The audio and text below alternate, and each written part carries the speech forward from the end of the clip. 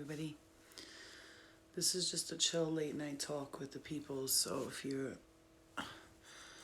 tuning in, it's just really just late night convo with my peoples. Some questions and answers. Maybe I could answer some questions tonight about some things, or we could just chill and chat. I just want to chat. I want to chill and talk. How's everybody doing? We good?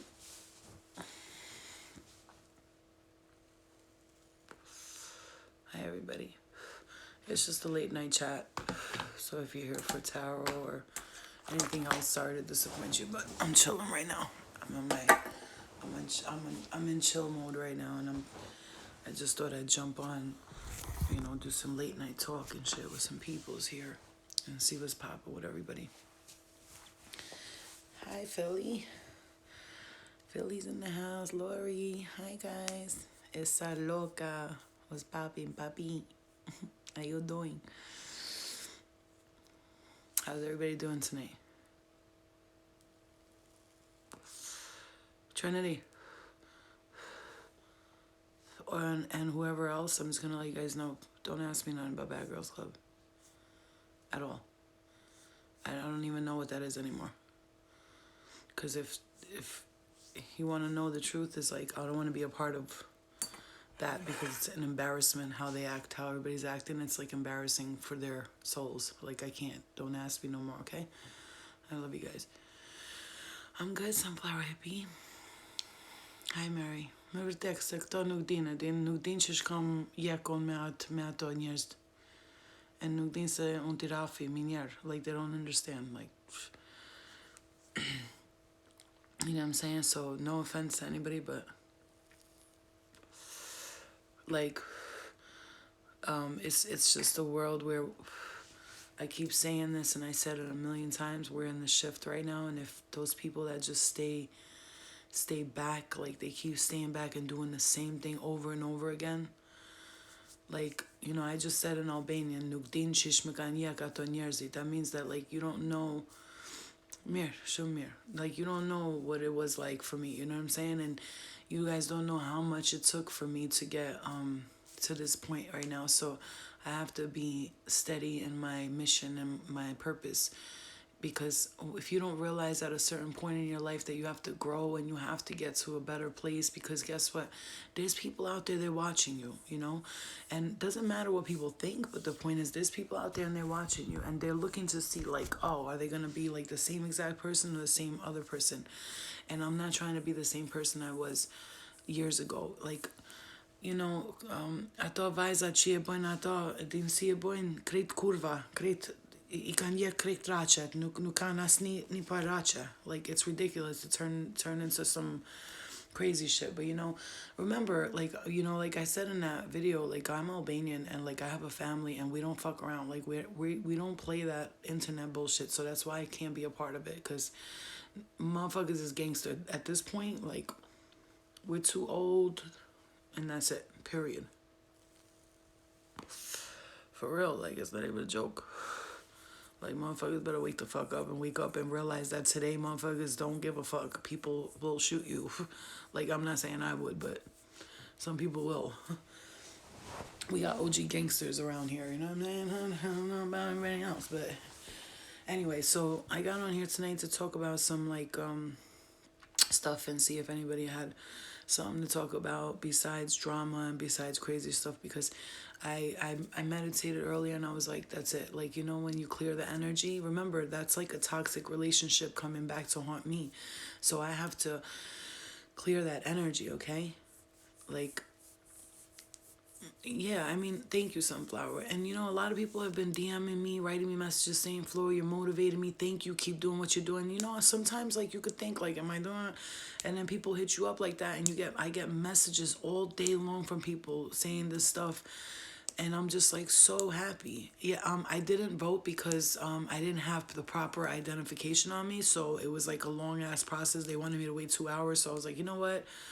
I'm not voting. I was like, I'm out of here. And I just left because I don't have the patience for that. Like, and plus there was, like, a bunch of, like, mad old people there and shit. Like, I was like, this shit's getting crazy. I'm out of here. So honestly, I did not vote, and I was going to, but I just didn't because the lines here where I live, there. This is a small town where I live. Well, it's not technically a small town, but it's a smaller town, you know. So there's a lot of people there. What's my love language? What do you mean? What's my love language? You know what's funny? Today I worked on my sacral chakra a little bit because I realized like I gotten like out of touch with the whole sexual thing. Like even though I still talk about it and I joke around about it, I gotten out of touch with it. Like I kind of like stopped focusing on that because I've been so focused on working and being so serious, and I haven't had like any fun because I'm trying to focus on like spiritual growth. You know what I'm saying? So yeah, I mean, listen, I gotta be a prime example to people. I'm gonna tell you right now, some people will rock with you. And the ones that really rock with you, they're gonna rock with you to the end. And I'm telling you this for your own good, for your own safety, your own life. Hi, Susie. What's up, mama? Yeah, when I clean, forget about it. Lori, when I clean, I'm like, you know, people can say whatever they want, make fun of people that live with their moms. I live on a 3-floor house, bro. Like I'm not trying to show off, but like my house is 3 floors. Like this is the downstairs, okay? This is downstairs, right? We got upstairs up there, downstairs down here. My house is big as fuck. I hardly I'm a single mom, you know what I'm saying? So I decided to live here, and I'm not living with my mom. You live with your mom when your mom's paying all the bills. So let's not get it twisted. I pay bills up in this bitch. Mortgage ain't cheap. Rent ain't cheap. Bills ain't cheap. You know what I'm saying? So I live with my mom here, but I'm gonna tell you, my mom has COPD. I ain't fucking around going out there. I don't, you know, and I'm not even the person who's nervous or paranoid about COVID, but I'm not fucking around with that. God forbid I get sick and I bring it home. My mom fucking dies because of me. I would kill myself. Like that's one thing I would never be able to live with. You know? Wow, 4 hours. You know, Lori, because you're doing a good job. That's why. I do listen to Ariana Grande. I love her voice. My favorite song is God is a Woman. Like, that's got to be my favorite song ever. You know what's crazy? I'm going to tell you guys, I have to say how grateful I am for this time that I've had alone, because I'm going to tell you, if COVID didn't happen, I probably would have been focused on like going places and doing this. I do readings like in person. However, you know, you don't have to be close to a person when you're doing readings. Like people come here and like I'll go like by the park or something and do a reading for them. And it's for some reason the nature always brings me so fucking close to the readings, like the spirit, you know. So I've been battling with some spirit, like I don't know if it's a spirit or the astral world, and I've been not battling with them, but it's like there's one guy, like I don't know if he's like in love with me or something, but like I felt him coming close to me in my room before, and I was like, nah, you gotta back off, like it's too much. So like, you know, I share my experiences because as you go through this spiritual, like I know, as you go the silver line, exactly, as you go through this spiritual stuff, you're gonna experience things like that. There's gonna be spirit that's gonna attract themselves to you, and they're gonna get in the way of your progress. And I just feel like there's this one spirit, and he comes in my dreams as different things. Well, sometimes he's an animal. Look, my feet are vibrating right now. I know. You're right here. I know. You all live in my shit. I know. But I was in my room and I felt this energy just come close to me, and I was like, whoa, back up. Like, no. And it's funny because I said the Lord's Prayer. So, like, if it backed up when I said the Lord's Prayer, what does that tell you?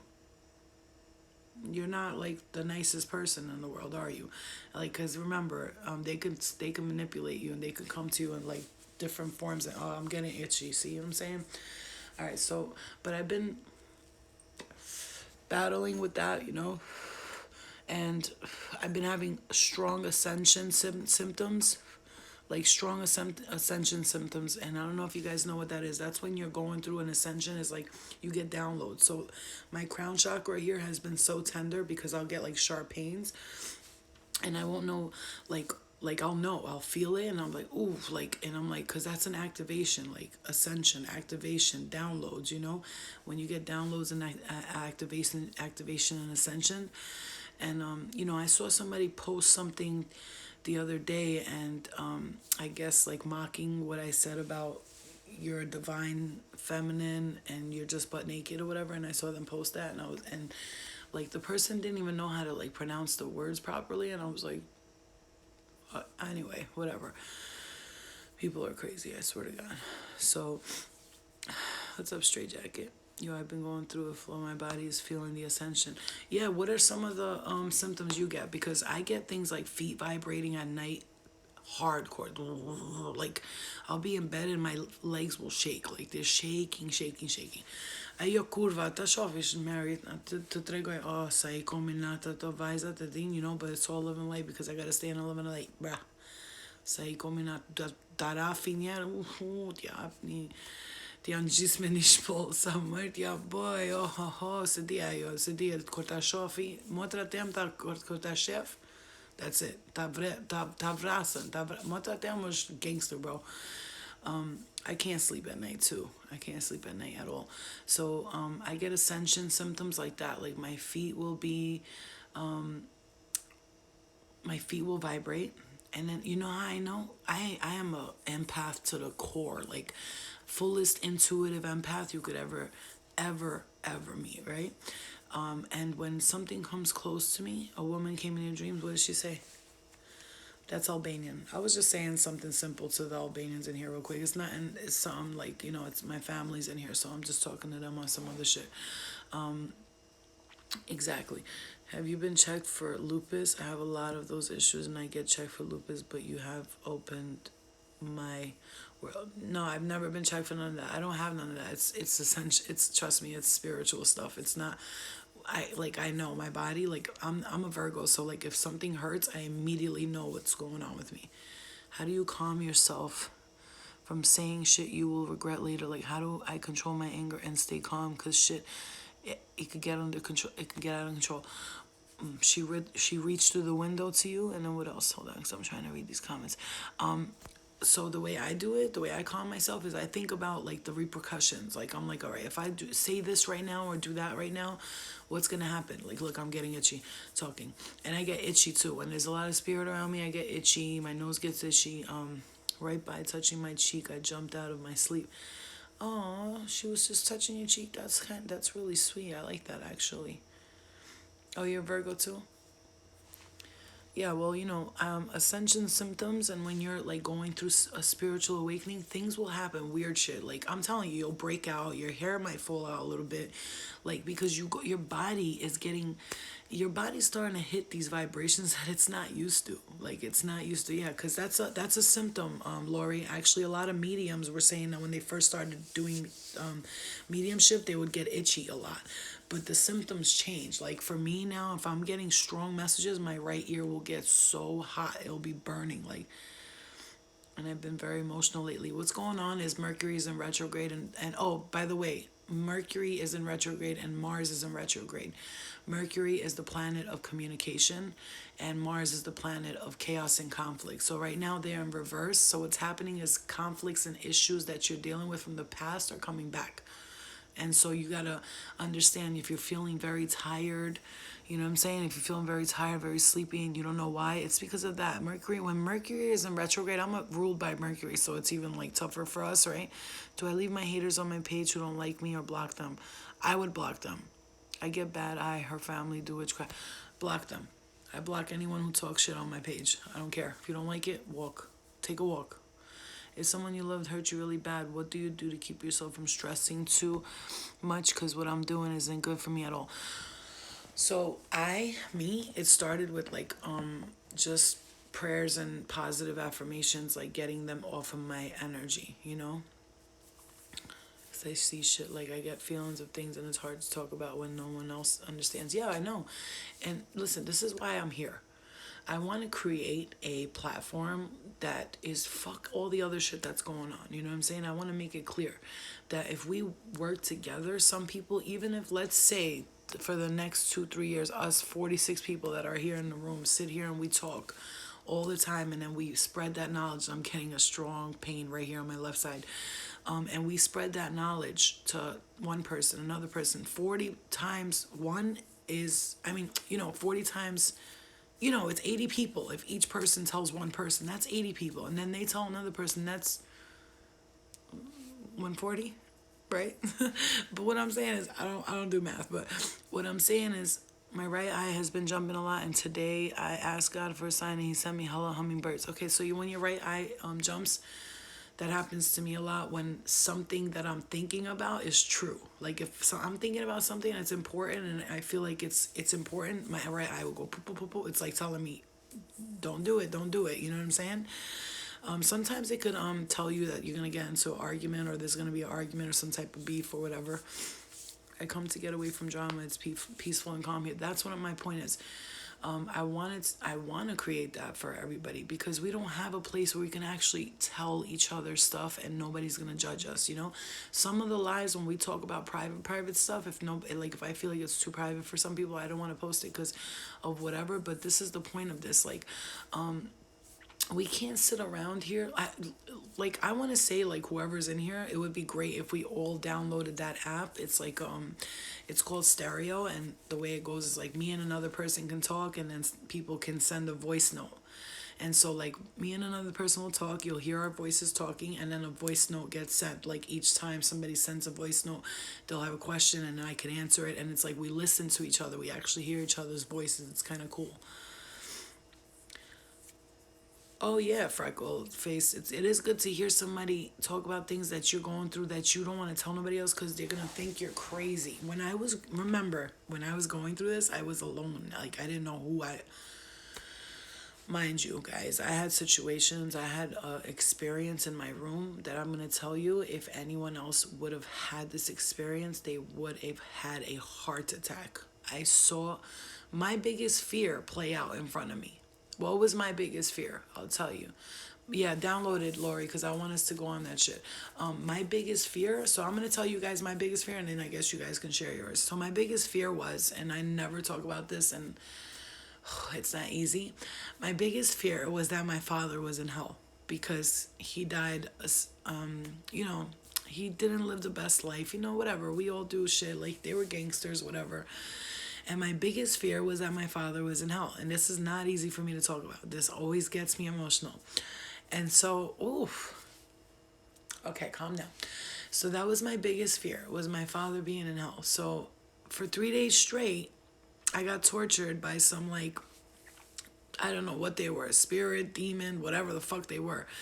But they showed me hell in front of me. I'm not kidding you. And this is all, I swear on my life, may I die tomorrow. In my face, I was seeing in my face like hell. So one guy was like, she fucking heard us. Like, and I heard the voice loud and clear. They were banging on my floor right here, and this wall right here. There was a finger point, and they were like it was whistling constantly. It whistled in my ear. This person or whatever this was whistled in my ear for like 3 days straight, was torturing me. So they were not only torturing me, but they were showing me my father in hell, and they were showing me him getting killed. When I say there was like these little demon type of things, I don't like talking about this, but I'm gonna talk about it because it is, I gotta get over this too. There was like these little demons, and no, guys, I didn't see this in my mind. I saw it like let's say a holograph. Like a holograph was playing in front of my eyes. So so shut up. So shut up. Now let's try. So they showed me my father getting cut over and over again. Like they had these like little demons. They weren't little. They were like demons, but they had like funny faces with big teeth, and their hands were made of like blades, like you know, big blades like this, and they kept cutting my dad over and over and again. For 3 days straight I saw this. It was torture. It was like hell for me, right? And so, hi Mike, I love you. I can't wait. Mike got me new tarot cards, you guys, and they're ancient Egyptian tarot cards, and I can't. Okay, so anyway, so the point is they showed me that for 3 days straight, right? So I was freaking the fuck out. I was like, bitch, I was like, this shit is crazy. Like, what am I supposed to do right now? You know what I mean? Like, and no, you guys, I was paralyzed. Like, just imagine this was me on the bed like this. I was just like imagine seeing ghosts and hearing them. I was on the corner like this. This is the first time that's ever happened to me. And the first time it's ever happened to me, that's what I see. I'm like, you couldn't go a little lighter with the shit? Like, you couldn't go a little bit lighter? Nah, they went all the way in. They were like, bitch, we're going to show you the worst thing you ever could see, and that's your father in hell. Because, you know, he lived a specific life, him and his brother. His brother got shot in the back of the head. Like, he got killed. He got murdered. My father was also murdered. And they say he wasn't, and this happened. But, you know, we don't know because it was in Albania. In Albania, you could murk somebody and get away with it, no problem. So nobody knows what really happened. But in my mind, that was my biggest fear, my biggest worry. Do you know that every time I do a good deed today, I think about my dad, and I'm like, I'm every good deed I do, I pray that if he was in a bad place, that it gets him out of it.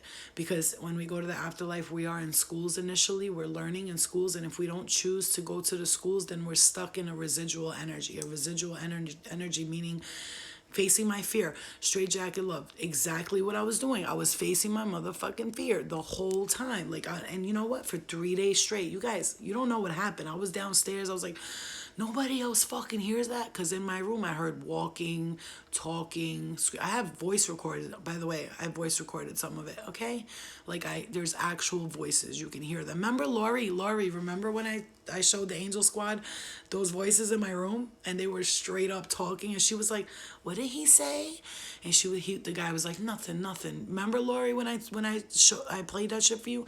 You can clearly hear the voices talking in my room. Like, it was clear communication, and they were talking like they were excited because I was doing the Albanian interview that day, and it was an Albanian guy talking. He was like, "Bashila Goyen Yaft." He was telling him shut up because he was trying to hear the interview. That shit is, yeah, trippy, my guy. What the fuck, trippy. I don't want to post the recording. You know why? Dariuk. The reason why is because, like, literally they told me don't post shit like that, because some spirit don't like that. They're like, bitch, you expose us, we're gonna fuck with you, and I don't want nobody fucking with me. So I respect their laws, but I recorded it for my own do, and I was like, I'm gonna tell people about it though. They were like, yeah, but don't let people see or hear things. And I'm telling you, this has happened. I know this sounds crazy. I don't give a fuck what anybody thinks, honestly, because it's happened to me, and I wouldn't say it happened to me if it didn't happen to me. One time I was with this girl, right? My girl. We were together at this time. My ears are vibrating like crazy right now, and it's like I get that feeling from them that's like, don't say too much, bitch, like, you know, because there's some my spirit guys be leading me. They're like, don't say too much. There was this one time where I was with this girl and I was dating her, and I'm not kidding you, she can attest to this fully, and we were not on anything, you know. Usually we were, but not that night, right? So we were about to get high, we didn't yet, right? You know, I keep it all the way a buck with you guys. So I was like, yo, do you see that? Like if you watch the video of me talking, and in the recent video I posted today, there's a white light, and it's like it keeps going back and forth, and then it disappears. It comes back and it disappears, and it's right here in my crown area. It's fucking insane. So I always do that. You guys don't investigate pictures and videos all the time. I listen to the background noise. I try to hear everything because I know there's always a hidden secret and everything, right? What's hidden is really right in the front. So I was with her, and I was like, yo, do you see that? And she was like, what? I was like, yo, look. And you guys, I know you're gonna think I'm crazy, but I have to say this. My nipple was moving like somebody was touching it. Like, you know, we were in a hotel, you know, there's mad Bismillahirrahmanirrahim, Bismillahirrahmanirrahim, Bismillahirrahmanirrahim, Alhamdulillah, Allahu Akbar. So what I'm saying is, we were, you know, you see, if you know it was real to me if I have to pray before I tell you the story. And so I took, yeah, like an orb, exactly, Freckled. And I took a video. I'm videoing my shit, and you could see like a fucking green like light, and it's like moving back and forth by my nipple. Then my knee was like jumping, and I was videoing because I videotape everything because I'm a fucking private investigator, right? So this is a dead ass fucking real thing. Alhamdulillah, subhanallah. And it's just a real ass thing. So it was me. Shut the fuck up. It would be you fucking demon. Yo, I was with this kid, right? I'm not gonna say who, but I'm gonna tell you, I had a dream, and there was demons running rampant near him, like in the dream, where we were, like I saw it, and one of the demons, he was like fucking stabbing everybody in bed. This is a true story. I've seen dreams like this many times, and then he stops, he looks at me, he goes, not her. Jesus said not her. I swear to God. And he was like, that they call me Jesus. And I was like, oh God. I'm like, yo, I think they were talking about the real Jesus, but okay.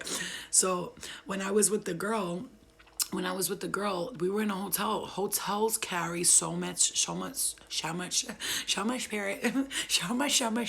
They carry so much spirit. Hotels carry massive amounts of spirits. You guys know that, right? Like, shut the fuck up. So hotels carry massive amount of spirits, bro.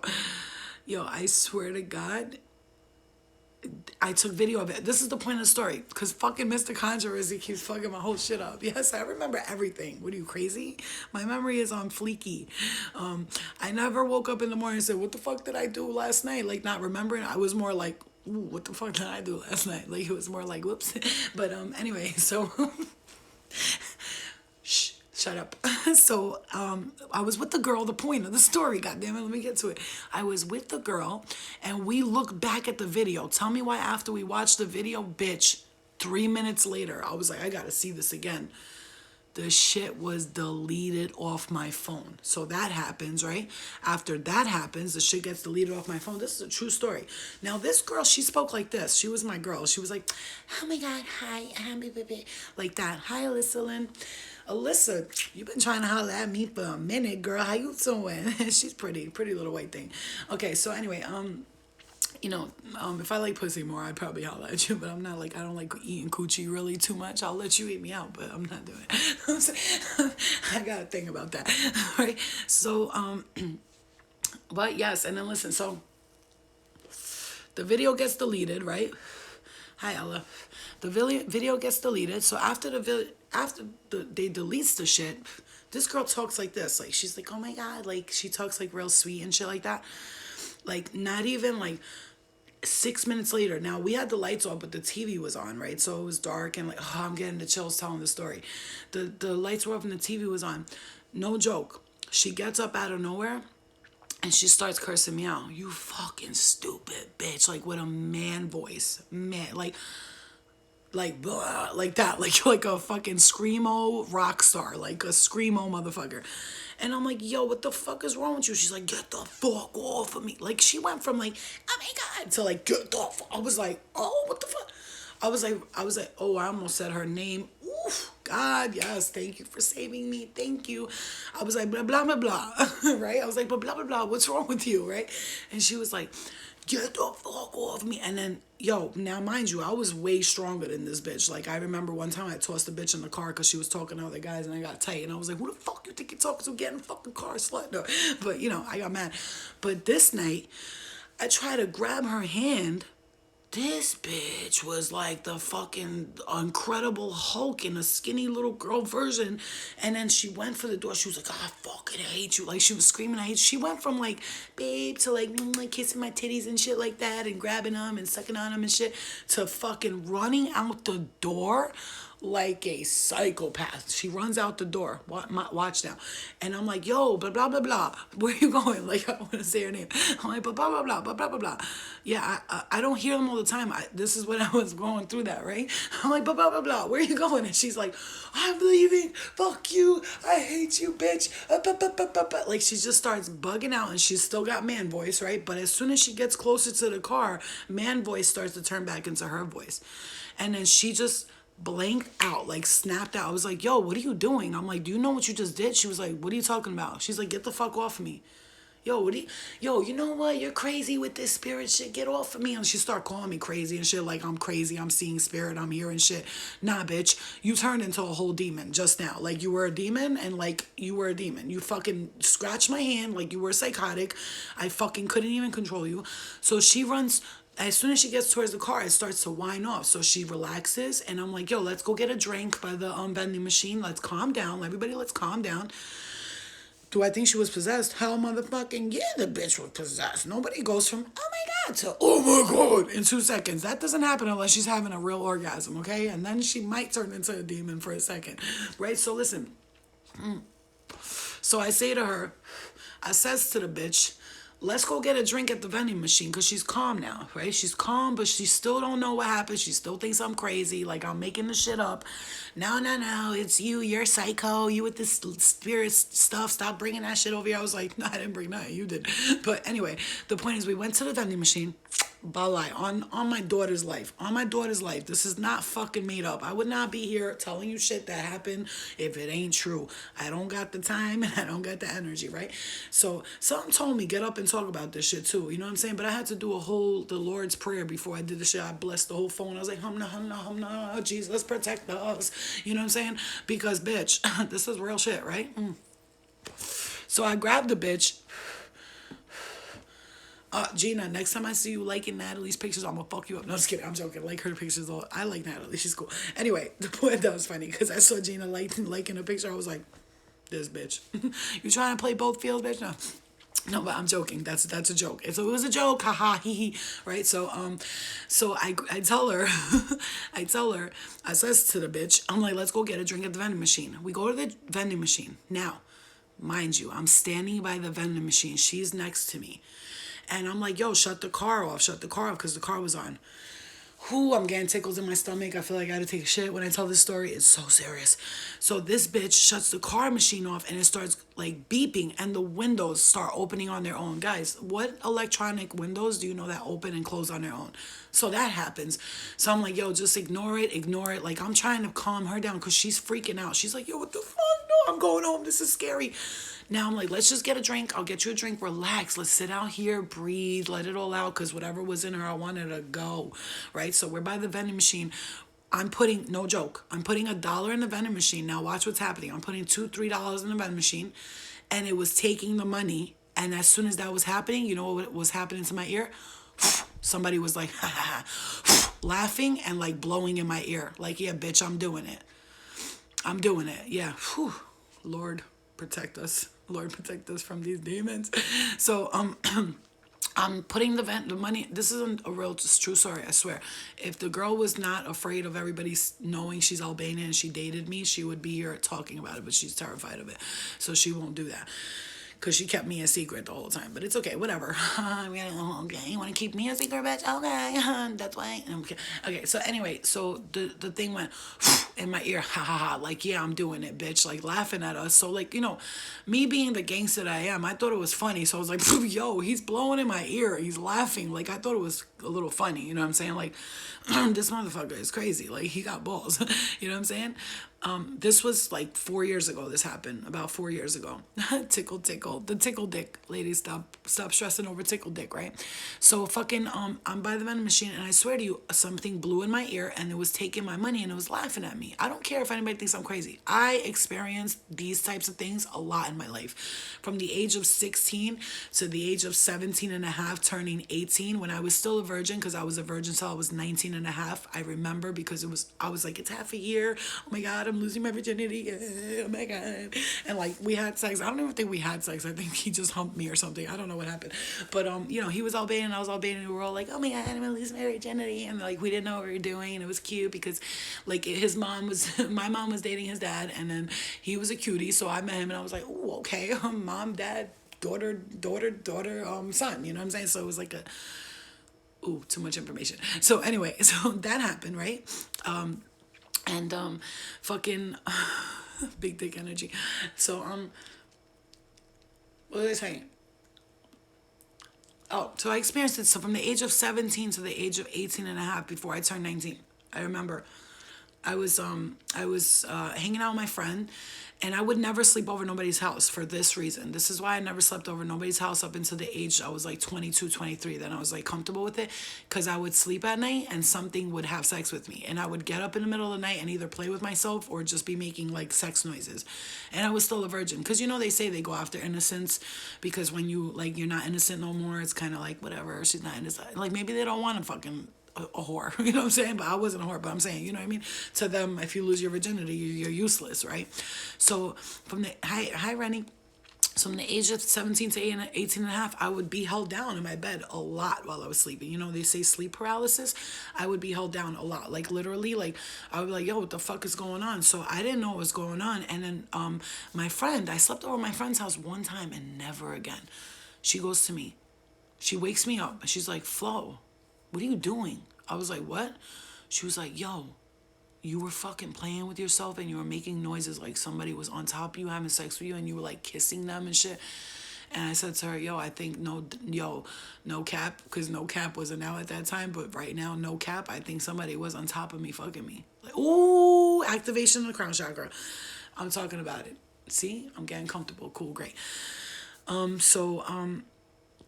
That happened, right? That happened. So yeah, that happened. And then the girl that I was dating, the one I told you that I got possessed by a demon, she tells me one time, right? Because remember when we were dating, like we weren't doing the greatest things together. We were doing a lot of like, let's just say bad bad stuff, like very bad stuff together. Like we were crazy, you know. And I'm talking about like it's bad. Okay, we just were living life like two nomads, two nomad gypsies who had no tomorrow never came. Like it was like tomorrow never comes type of thing, right? So me and her, when she one night, right? So this is what happened. One night me and her got into a fight. Now, mind you, because of her mostly I was doing the bad things, because without her I wouldn't have been able to do it, because at that time, yeah, I still couldn't drive because I was always a bad girl and I always had my license taken away, right? Even though I had a license, I got it taken away every time because I was fucking crazy. So anyway, so the point is, she would drive me around, and she was dating some very rich guy. He was like fucking ridiculous rich to the point where she'd be like, go in the ATM and take out 300. My ass was taking out like 1,500. I was like, yeah. She's like, you took out 300. I'm like, yeah, plus 1,000 on top of that. You know what I'm saying? So she was really really rich. I mean, he was really really rich. So we were, you know, imagine two girls, two pretty girls with endless amounts of money just being thrown at us, just like, here, take this. Not sleeping with guys for money, none of that. I never did no shit like that. Never, never, never. Okay? If I did shit, I did it out of my own free will, and nobody paid me for shit. If anything, I paid for my own stuff all the time, and that's a fact. So she what was the point of the story? Okay, so me and her got into a fight, right? And I took the money out of the thing. Hey Travis, I took the money out of the thing, right? And then we was wild. And I left the place, and me and her got into a fight. Now mind you, I still have the money on me. I got like 1,300 on me plus like another 200 of my own money. So we're chilling, right? And me and her got into a fight together. We got into a big fight together. It's just, she's like, get the fuck out. I'm fucking tired of you. Like, we used to fight like that all the time. Aries and a Virgo, bitch. This was us. Like, we would fight, fist fight. Like, there was no yelling and screaming. It was, what, shut the fuck up, I hate you, and then I love you, oh, let's fuck. You know what I'm saying? Like, that kind of toxic. So toxic. I'm in love with you, but you know that you're toxic. The bitch was toxic. So was I, though. I was toxic, too. So, right. So fucking, we got into a fight. She kicks me out of the car. Now, mind you, I'm alone. I don't know where I'm at. I think we're somewhere the fucking Jersey or somewhere like that. My house is in upstate New York.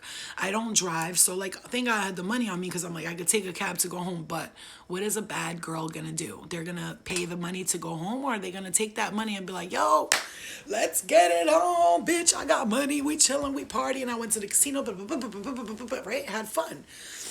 And so she left me. And so what happened was, towards the end of the night, I completely spent all the money. I probably had like $120 on me. I'm like, fuck, this is not enough to get home, because the cab's like $185 to get home. At that time, I never had credit cards, only cash, right? Which right now too, but I got some credit cards under me today. Not gonna lie, you know what I'm saying? And got my shit together a little bit, right? So anyway, fucking, she leaves me there. So what happens is, you know, I'm fucked up. Like, at this point, I don't know how much I drank. I don't know how much coke I sniffed. I'm just walking around the streets like, whatever, I don't give a fuck. Fuck you. I'm like saying fuck you to people. I'm like, you, fuck you. And he's like, the one guy, he was like, what's your problem? I was like, I don't know. He's like, are you okay? And I was like, yeah. So I saw these two guys, and they were like, yo, come hang out with us. And I was like, no. But they started following me. Like, now it was getting dangerous to the point where, like, they're following me around the block. And I'm like, yo, and I'm fucked up. I'm like, yo, stop fucking following me, man. Like, I'm fucked up. You're fucking my high up. And the one kid grabs me. He grabs my arm and throws me on the floor. I'm not joking. Throws me on the floor. And his friend is like, yo, bro, chill. He's like, nah, fuck this bitch. He throws me on the floor, and he punches me right in the face. Punches me. Dink, hits me. I guess he got mad because I was like, no, I'm not going with you. You're a fucking bitch. No. Right? So he hits me. So I end up like with like a bloody little bit of a nose, but you know, I was fucked up, so I didn't feel a fucking thing. So instead of being like, oh, please stop, I was like, you hit like a bitch. You hit like a girl. You fucking pussy. You pussy. Like, I'm cursing him out. His friend's like, shut the fuck up. And his friend, if his friend wasn't there, I'm sure he would have probably been beating me up a little bit more. So what happened was, I got left there. So the point of this story is, there's a point. So I got left there. So I literally sat on the bench and just sat there, and I just thought about my life for like 4 hours straight. I was like, damn, I gotta get my shit together. This is bad. Like, I'm sitting on a bench somewhere in New Jersey. I'm fucked up. I'm like doing lines on the bench and shit. Listen, I was at a point in my life. I was crazy. Just don't judge. Don't judge me, okay, bitch? Okay, because I talk about shit so people can learn, right? So I was on the bench.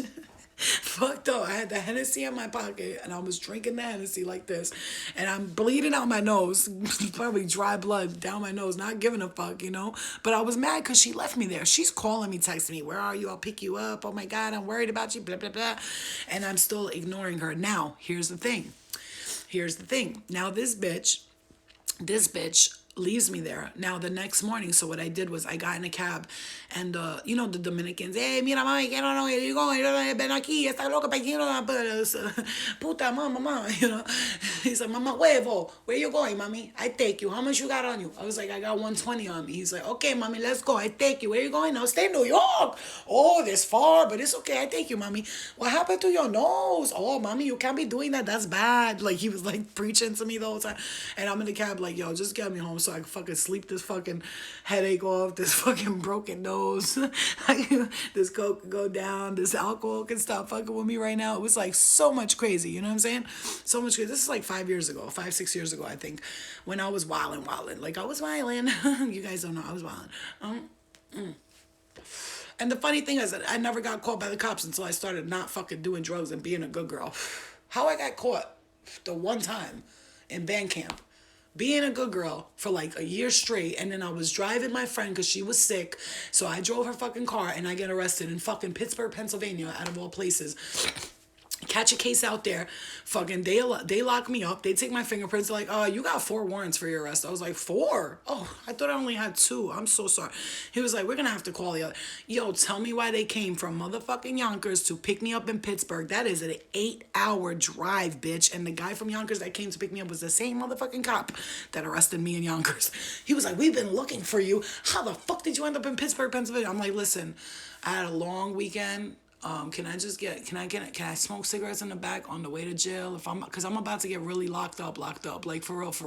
Like you're gonna call another precinct, they're gonna pick me up, then that precinct's gonna pick me up, and everybody's gonna link up together, and all the cops, all you is gonna be standing there. Damn, bitch, you ran from all of us like that, right? So that's what happened, right? I know, it was bad. It was bad. I'm telling you, that's why I gotta share my story anyway. It's gonna be in my book anyway, so you're gonna find out sooner or later. It flows crazy, right? So, fucking. So the point of this story, before I started yapping, was my dad, right? He's in the spirit world, but he's an OG gangster. Motherfucker was gangster. When I went back to my country, they were calling me the princess. The princess is here. Sakib's daughter is here. The princess has come to Albania. Oh, the motherfucking cab driver in Albania, bro. He's driving. I'm like, okay. I'm like, you know, in Albania, bro, you can have $100. You're balling. So I took a fucking cab to the graveyard where my dad was buried, and I'm writing that book. I'm writing a book. It's been in the works. I'm writing every day. I write a little something. It's hard to just sit there and write all day. You're like, your head starts hurting. So I'm in Albania. I'm in the cab. I'm like, Chomo ke babi atia na vora, and I'm telling him, take me to the grave in Albania. And he goes, Babi, kushosh Babi, like, who's your father? And I was like, Sakib. He's like, Sakib Kush, like who? And I'm like, Sakib Kaya. Motherfucker was driving down the hill. He was driving fast because in Albania they drive fast. So he was like, pumped his brakes so hard, and he just said, Dear Visor, Sakib Kaya's. Oh my God. Like he could not.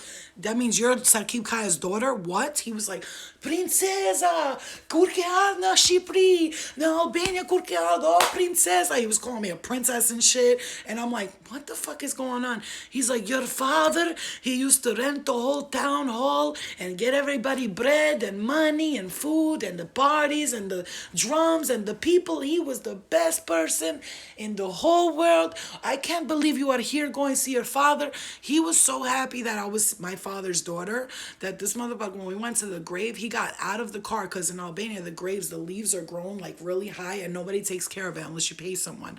And since I'm not there, I can't pay a person to go do it. So when I went there, what I did was I saw the guy pulling out stuff for people. So what I did was I gave him $100 American money, and that's like nonstop, constant. Like he could do that for 2-3 years. And I told him, you got to keep cleaning my father's grave. But when I went there, I was mad emotional. So I get to the grave and I start pulling out the fucking things like this, like, oh, dad, dad, dad, right? So the point is, I went there. So the point is, my father was an OG gangster and he was well respected in my country, like fully respected. People know his motherfucking name. His brother too. His brother was shot in Brooklyn. Like he was all over the news with the cartel, or I mean the mob. I don't want to say which name because I just don't want to. I don't want to give them that kind of props. But the point is, they were gangsters, right? They didn't fuck around. So that's why when I tell people, please don't fuck with me because my family is fucking crazy. They see one comment about me and they calling me. I had like 15 phone calls from my cousin. I will fuck somebody up. They fuck with your peace. They fuck with your peace. They fuck with your zen. Lena, because that's what they call me. I'll fucking come on. And like, so that's why I tell me, please leave me alone. So anyway, the point is my dad was a gangster. So I'm getting back to the story because I'll be jumping back and forth, but it's always a point, right? And I remember everything. So thank you guys. He's a Taurus, by the way. Taurus, so bullheaded motherfucker. So this girl that I was with, when she left me that night, guess what happened? She said she went home to sleep the next day after I like recuperated, slept for a few hours. This bitch, I know the moment of silence because I want to see who that was. So this bitch calls me. And she's like, yo, I gotta tell you something, please. She leaves me a voicemail. Please answer me. Please, please, Flo. Please, please. So I call her back. I'm like, what do you want? You left me. I got punched in the face. Like, I was like telling her all this shit. She was like, I know, I'm sorry. I love you. I'm sorry. I didn't mean to leave you like that. I just got really mad because you're crazy. Did you take out $1,300 from his account? I'm like, yeah. I'm like, okay. So then fucking she tells me, listen to the shit. She goes, yo, Flo, I had a dream last night. It wasn't a dream, though. I was laying in bed. She goes, I woke up and there was a man, your dad, screaming in my face saying, you stupid fucking bitch. Stay the fuck away from my daughter, you dumb fucking bitch. He was cursing her out. She said, Flo, I saw him right there. His face was in my face and he was screaming at me saying, stay the fuck away from my daughter. And mind you, he died when I was 8 years old. So what I'm going to tell you is spirit, your family, they look out for you in many, many, many, many ways. So this bitch was like, she goes, his face was in my face. She goes, now, not only did that happen, but listen to this. After that happened and she kept like, doing fucked up shit to me and lying to me and shady shit to me. Like, I did shit to her a lot. I did bad things, right? I'm not going to go into that because it's too rated R, right? So, I did fucked up shit to her. So she said that after that, like a week later, that there was like 7 guys standing at the edge of her bed, and she said she was being held down by one of them, and the other ones were laughing at her, like, ha ha ha, bitch. And they were basically sending her a message, like, stay the fuck away from Flo. Do you know me and her stopped talking after that for like 3 years? And just recently she hit me up and I apologized to her. She apologized to me. And so not only is the fuck... So it's nice to meet positive people on here. Oh yeah, this page is positive. I do positive shit. I talk about a lot of stuff that happens to me because it's my life story is crazy, right? So, and like everybody's life story is crazy, but mine is extra crazy because I made it crazy. So she said that that happened to her, and so my point is, my father was protecting me. Not only that, but he was sending her a message like, stay away from my daughter, because he saw me going in a direction, getting better. Like I was changing, I was becoming a better person. I was trying to heal myself. I was working on myself, and he saw her go in the opposite direction. So he must have been like, bitch, stay away from my daughter, because if I continued to fuck with her, guess what? I would have continued to be bad. I would have continued to do drugs. Like, listen, I'm going to tell you right now, honestly, let's be open here, because I never was the type of person who did drugs every day. I didn't, because I had responsibilities. I had my daughter, but I was the type of person, which is a lot more dangerous. I would go out every other weekend and I would do drugs and just get fucked up, like coke and Molly and ecstasy and weed and liquor all in one weekend. When you don't do drugs every day, your body's not used to it. So then you do it and you got a big chance of dying. So I did overdose once. I died literally and came back to life. And that was because my body wasn't used to it. So my point is, because when I would come home, I would be like, no drugs, no nothing for like a month, right? Hang out in the house, be responsible, be a good mom, clean, cook, help my mother. Then boom, a weekend would come and I wouldn't come home for 4 or 5 days. I'd be out wilding. I was all over. I'd be in Jersey, Pennsylvania, Boston, here, there. everywhere, mind you. And not only that, I was on TV, so now everybody was like, oh, come chill with me, Flo, come chill with me. So yeah, I was going everywhere, right? So fucking, it's crazy. Like, oh, Neeb, you are a fucking, you're a waste of life. You're a waste of life. Honestly, you're pathetic. Bye. So anyway, like I was saying, they got deleted. They got they got his name was not Pilot. His name was Patriot, first of all, my ex-husband, and it just didn't work out. Like, that was enough. Like, so you guys understand, at that time, I was trying to prove to everybody that even though I was on the Bad Girls Club, I could still marry an Albanian guy. So what happened was, I met him. He was Albanian. He was kind of cute, and I was like, okay, he's good, whatever. He's Albanian. I got knocked up. He was like, I know I got you knocked up, right? And I'm saying this with all love, no judgment towards him. And then we were together, right? And we were together for a while, and his family didn't accept me because I was on Bad Girls Club, so they didn't treat me too good. And let's just keep it all the way real, because bitch, it's the truth. They didn't treat me too good. They kept like talking to me, like down talking to me, and like treating me like I was some piece of shit because I was on a show called The Bad Girls Club and I was Albanian. I'm not supposed to be on The Bad Girls Club, but bitch, like I was, you know what I'm saying? Get over it. At least I was the first Albanian to have a wedding on TV. At least I was the first Albanian on TV in America, and that's a fact, okay? The only one to have her first show, and the first Albanian girl. Everybody, don't forget, it was me first, okay? Drita is my cousin, but she came after me, so don't forget that. But what I'm saying is, like fucking all these spiritual experiences that I had led me to this point here. You know why? Because if I didn't go through all those scary ass things that I went through, and they were scary, if it happened to any of y'all, you would have been in a heart attack in a straitjacket. And guess what? I ended up in a mental hospital once. Yes, I did, because I thought I was fucking crazy. I was hearing voices. People were talking. They were whistling and saying things to me, and I thought I was crazy.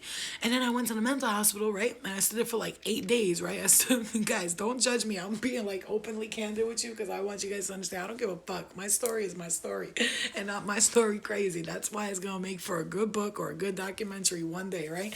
So, yeah, she told me. Drita told me I was related to her. She's the one who came up to me on the boat party when when Renee got into a fight, and I beat up the guy for Renee, and she was like, "Where's Flo?" And I ended up hanging out with her, but Drita stopped me and was like, "Flo," I had to put that part in there because I beat somebody up for Renee from Mob Wives. She was so grateful though, because nobody else stuck up for her. And me, a complete stranger, stepped in. I was like, don't hit her. She's a woman. Ah. I started hitting the guy from the back. I need him. He was like 300 pounds. I need him in the back and pulled him back. Like I jumped on him and pulled him back and fell back with him. His fat ass fell on top of me. I was like, oh, my titties, my back. Right? So then I got him, like I rolled him off of me. He was like, ah, like he was like a whale, like this, ah, flapping. And then like everybody rolled him off of me. I was like, yo, help me. So they picked me up and shit, and then, but Drita stopped me. She was like, yo, you know you're my cousin, right? I was like, I am? She goes, yeah, from your mom's side. It's far, but you're my cousin. I was like, oh, cool. I was like, no wonder why everybody, she's like, get Flo, I get it all the time. You remind me of Flo. You remind me of Flo. I said, me too, girl. Welcome to my world. And whatever, we gave each other a hug, and I kept it moving. And so, so scary experiences. Okay. So that happened, all the hell part happened and all that shit happened. And then the one guy, there was the one right? There was the one I'm going to do a podcast, so this is going to happen, and I'm going to have people come on and talk about their stories. So there was the one time, this one guy, right? I'll never forget his voice. He sounded, can I just say, like Marvin Gaye, like a deep Marvin Gaye, like deep, let's get it on, but like scary. You know what I'm saying? Like he was like, yeah, bitch, like that. Like, but it was kind of sexy. I don't know how to explain it to you. Okay, I hate to say that because it could have been a straight up demon, and I'm here saying his voice was sexy, but he, he was scary, but kind of like I was kind of intrigued. Like I wanted to know more. I had like a 3-day conversation with him. So what he did was he was telling me, come in your room, and I was like, no, I'm not coming in my fucking room. And I would be down here, so I'm down here. Right? I'm down here, and he would be knocking on my bedroom is right on top of here. So he was knocking on my floor, like on my room, like knocking, saying, because he couldn't leave my room for some reason. That's the part that trips me out. He just couldn't leave my room, but he can send other people. Okay? Now, and this is a real fucking true story. He could send other people, but he couldn't come to my room. So there would be other people. Like I said, there was one guy up there, and he couldn't leave my room. He was like bound to my room for some reason, but he was sending his little minions, and they were like, go upstairs. He wants you upstairs. I'm like, I'm not fucking going upstairs.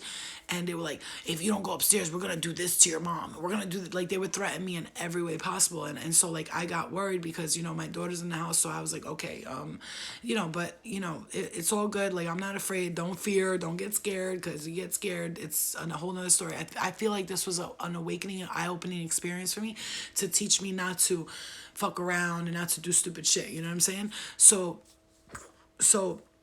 that ass, and he was like, okay, so he go, and so I, okay, so I'm downstairs, he's knocking on the wall right here, right on the floor. Now here's the fucking fucked up part I'm gonna tell you.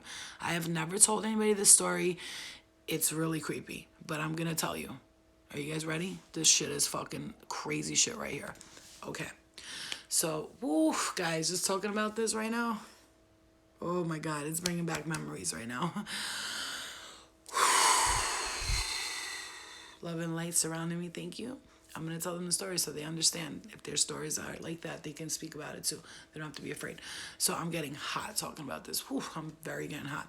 So he knocks on my floor, tells me to go upstairs. So finally, after, literally, I'm not kidding, after 4 or 5 hours of him being like, bitch, come upstairs, I was like, no, no, no, right? And then finally, I was like, fuck it, I'll go upstairs, right? Because I want to see what the fuck he wants, and I'm just going to face my fear. So I go in my room, and I sit on the edge of my bed. I'm not done. This story just began. I sit on the edge of my bed, and I sat like this, and I was like, well, you're in my world. What the fuck do you want? What do you want from me? And he said, and I quote, nah, bitch, you're in my world. Wait, what? Bitch, what? Like, I froze. I was like, so I'm in your world. What is the problem? What do you want? He was like, and I can hear somebody saying, this is what I hear in the background. I can hear my father's voice. I can hear other people's voices. I can hear family, friends, or whatever, people talking around me. And they were saying, no, you can't fall. When that happens, this is what happens, Lori. You get frozen. You're like, you don't know how to, you know, when they say frozen with fear, like I was frozen. I don't know if it was with fear or just pure shock and disbelief, right? So that happens, and then I could hear people in the background, and literally, like, he wouldn't stop. So what he wanted me to do was lay on the bed so he can sexually do whatever he wanted to me. That was his main objective, and I wouldn't let him. So he was getting more and more angry when I was saying no to him. So what happened was, at this point, I told my mother, take the baby, she's sleeping with you. Like, my daughter was probably 6 or 7 at this age. And I said, take the baby, she's sleeping with you. So they slept downstairs together. My mom's covered in angels, so nothing, you know, even me right now, it's a different story. Then, not so much. My angels are kind of like, bitch, you're wild and we gotta go. So fucking, what he wanted me to do was do things to me sexually, but I didn't want to. So he was getting more pissed off by the second, right? Now, here's the fucking trippy part. I don't talk about this, you guys. This is crazy. Okay. Don't get mad. Don't get mad. So, I'm in my room, and I'm realizing now, you know what? I just got to stay here and deal with this. If I don't face this fear, it's just going to keep haunting me, right? So what happens if you just ignore something? It just keeps going. This is the type of energy. I would go to the bathroom, and he would do this in my ear. Yeah, take your pants off. Like a sick voice, a voice you don't want to hear, okay? And like today I look back at it and I'm like, damn, that motherfucker was crazy. Like, obsessed was not even the fucking word, right? So he was like, yeah, take your pants off. Now, mind you, that night, I was like, I can't sleep in my room. So for the first 2 nights, torture was happening to me. I slept downstairs. My mom was in one room. I was in the other room laying on the floor because I was like, I can't sleep alone. Like, I'm terrified, you know? And I was telling my mom what I'm going through. And she now understands. Like, now when she sees me doing this, she was like, oh, that's why you went through that. So they could show you not to fear anything. You're good now. But anyway, so that happened. So he did that in the bathroom. And then finally I heard, you're sleeping in your room tonight or else. And I was like, wait, what? I got threatened, basically. If you don't sleep in your room and you don't do what I tell you to do, it's gonna be, I know, it is kind of funny, I'm not gonna lie. It's funny now. It wasn't funny when I was going through it. Not even a little funny, okay? It was to the point where I ran outside and I was like, oh my God, shut the fuck up. I was screaming, like I was playing every prayer, angel music, this, that in my house because it was nonstop for 3 days. Guys, it was torture in my ear constantly. He was like, ooh, yeah, baby. Everything I did, he would say, yeah, take it off. I didn't take a shower for 3 days. I was like, I'm not taking a shower. I'm not taking a shit. I'm taking the quickest pisses I possibly can, putting my pants back on, and I'm running. Come on now, for real. Okay. So after he does that, this is the part that gets sick, okay? And this is a true thing. And I'm not telling no fake ass stories to nobody here, and I can't believe it. I don't know why I'm not laughing, because it's not funny, Lori, when I was going through it, but that's crazy scary, right? So now here's the trippy part. So I was like, I'm gonna face these fears and I'm gonna sleep in my room. That's some like white people shit right there, right? So I'm like, fuck, I'm gonna do this, right? So I stay in my room because I was like, he's not gonna fuck with nobody else in my house, so I'm gonna have to face him because if not, if he's threatening everybody else, it's gonna be a problem. So here's what happens. I lay in my bed. No joke. Now, I didn't just hear shit. I didn't just feel shit. Now my body parts are moving. Like my legs being pulled open. My knee is getting, like I was sitting like this because I was scared to go to sleep. So I was on my bed like this and I was just like, I'm going to sit here all night and I'm just going to deal with this and like not be afraid. And I'm not kidding you. This was what happened to my legs. Like they were getting pushed open. And now, not only were they getting pushed open, I can hear 2 or 3 people saying 1, 2, 3, go. So what they were doing was all 3 of them were using my fear energy to work together to open my legs. And this is a true fucking story. So the more I was giving them fear, the stronger they were getting. But I wasn't really realizing that at the time. And I realized fear is an illusion. And if you carry on fear, they can get energy off you. They suck off of it. They feed off of it.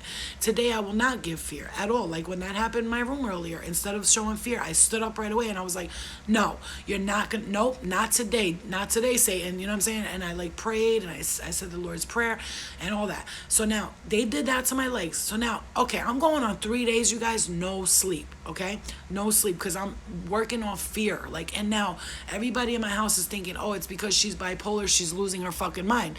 No, that's not what was happening. I was experiencing some shit that I couldn't get away from.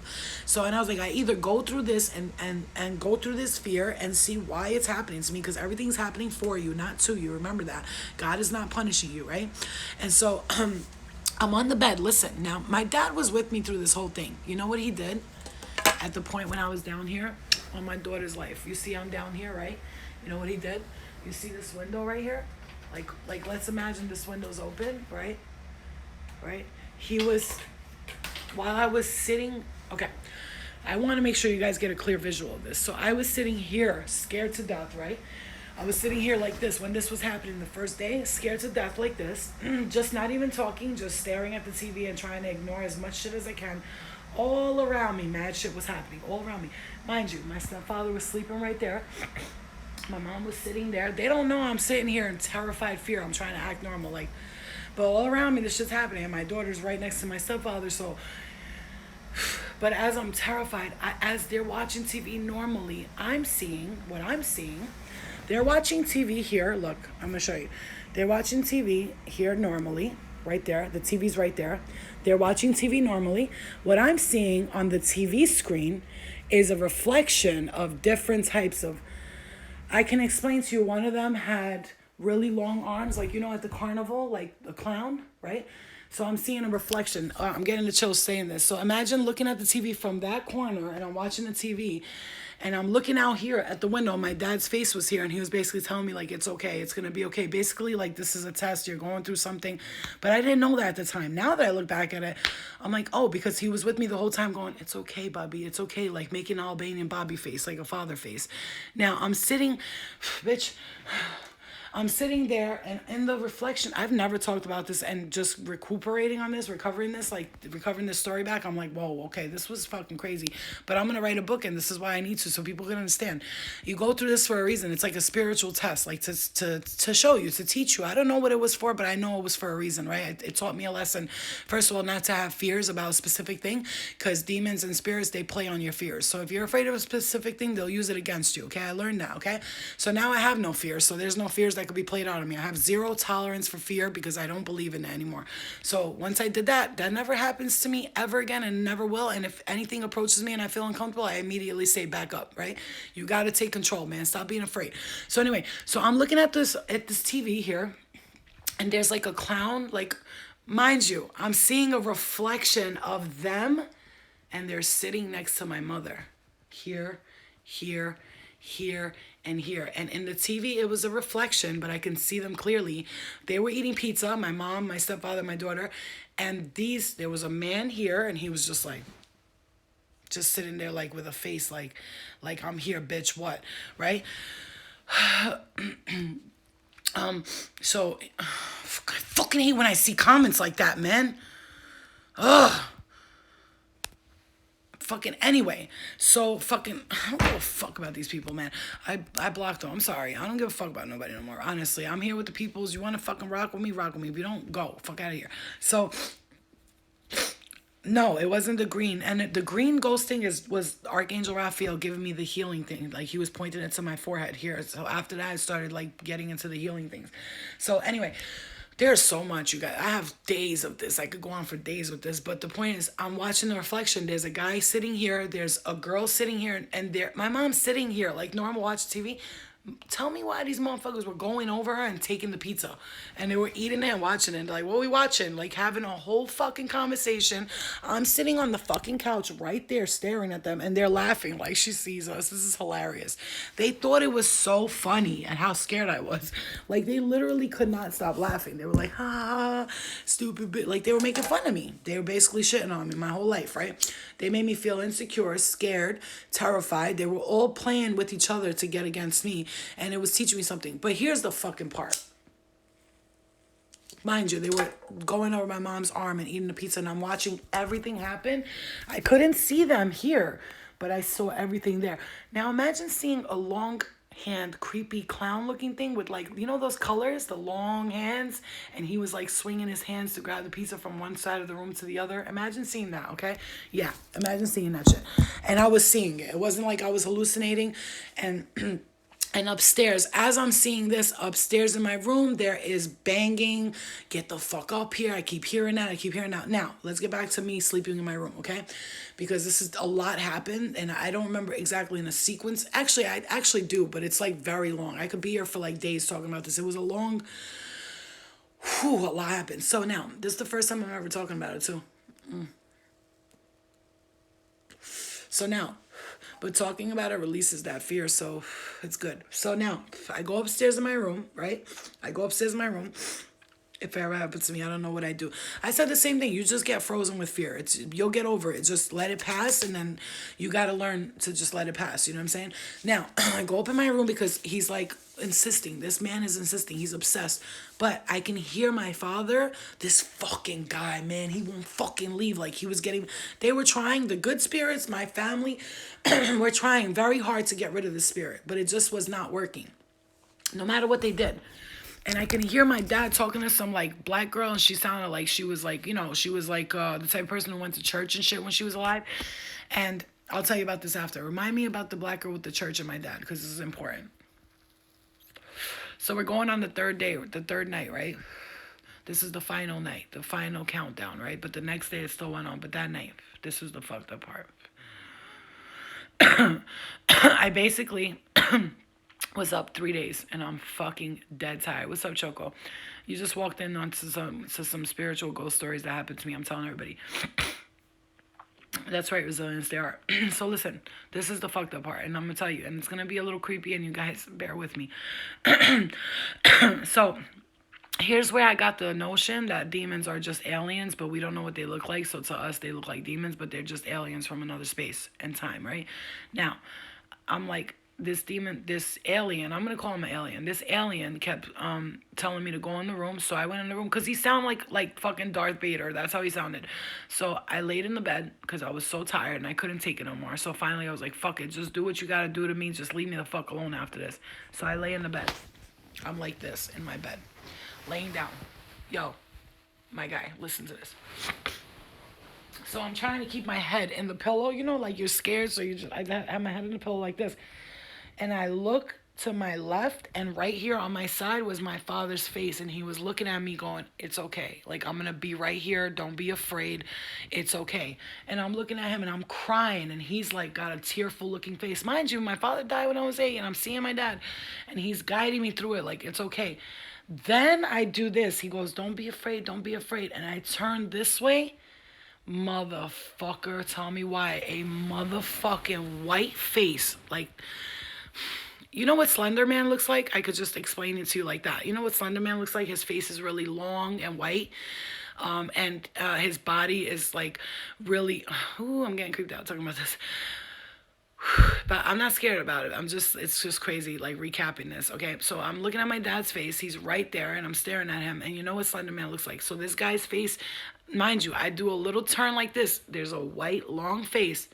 His tongue, this is the fucked up part, was long and thick, like that, like a snake. And his tongue was coming over my neck and my ear, and I could feel it, like coming down, like slobbering on me.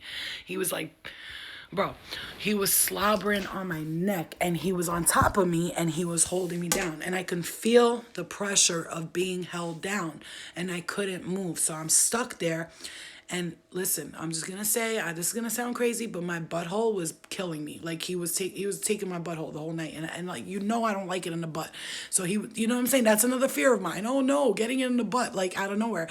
And so he was like, yeah, bitch, I'm gonna give it to you in your ass because you don't like it in your ass. It's funny, but it's not funny because my butthole was actually hurting. It was burning. It was burning. I felt like somebody was stabbing me, like with a knife. I'm not kidding. So he was on top of me, and his tongue went like that, and I felt him like penetrating me. I'm not kidding. I felt him penetrating me, and I was being held down. All the while, my dad's looking at me. I'm crying. He's looking at me. He's going, just get through this. It's okay. It's nothing. It's nothing. You're going to be okay. You're going to be okay. So that happens, right? Whew, I'm sweating. So that happens. Now, after he got what he wanted, he does something else. Now, here's where, this is the fucked up part.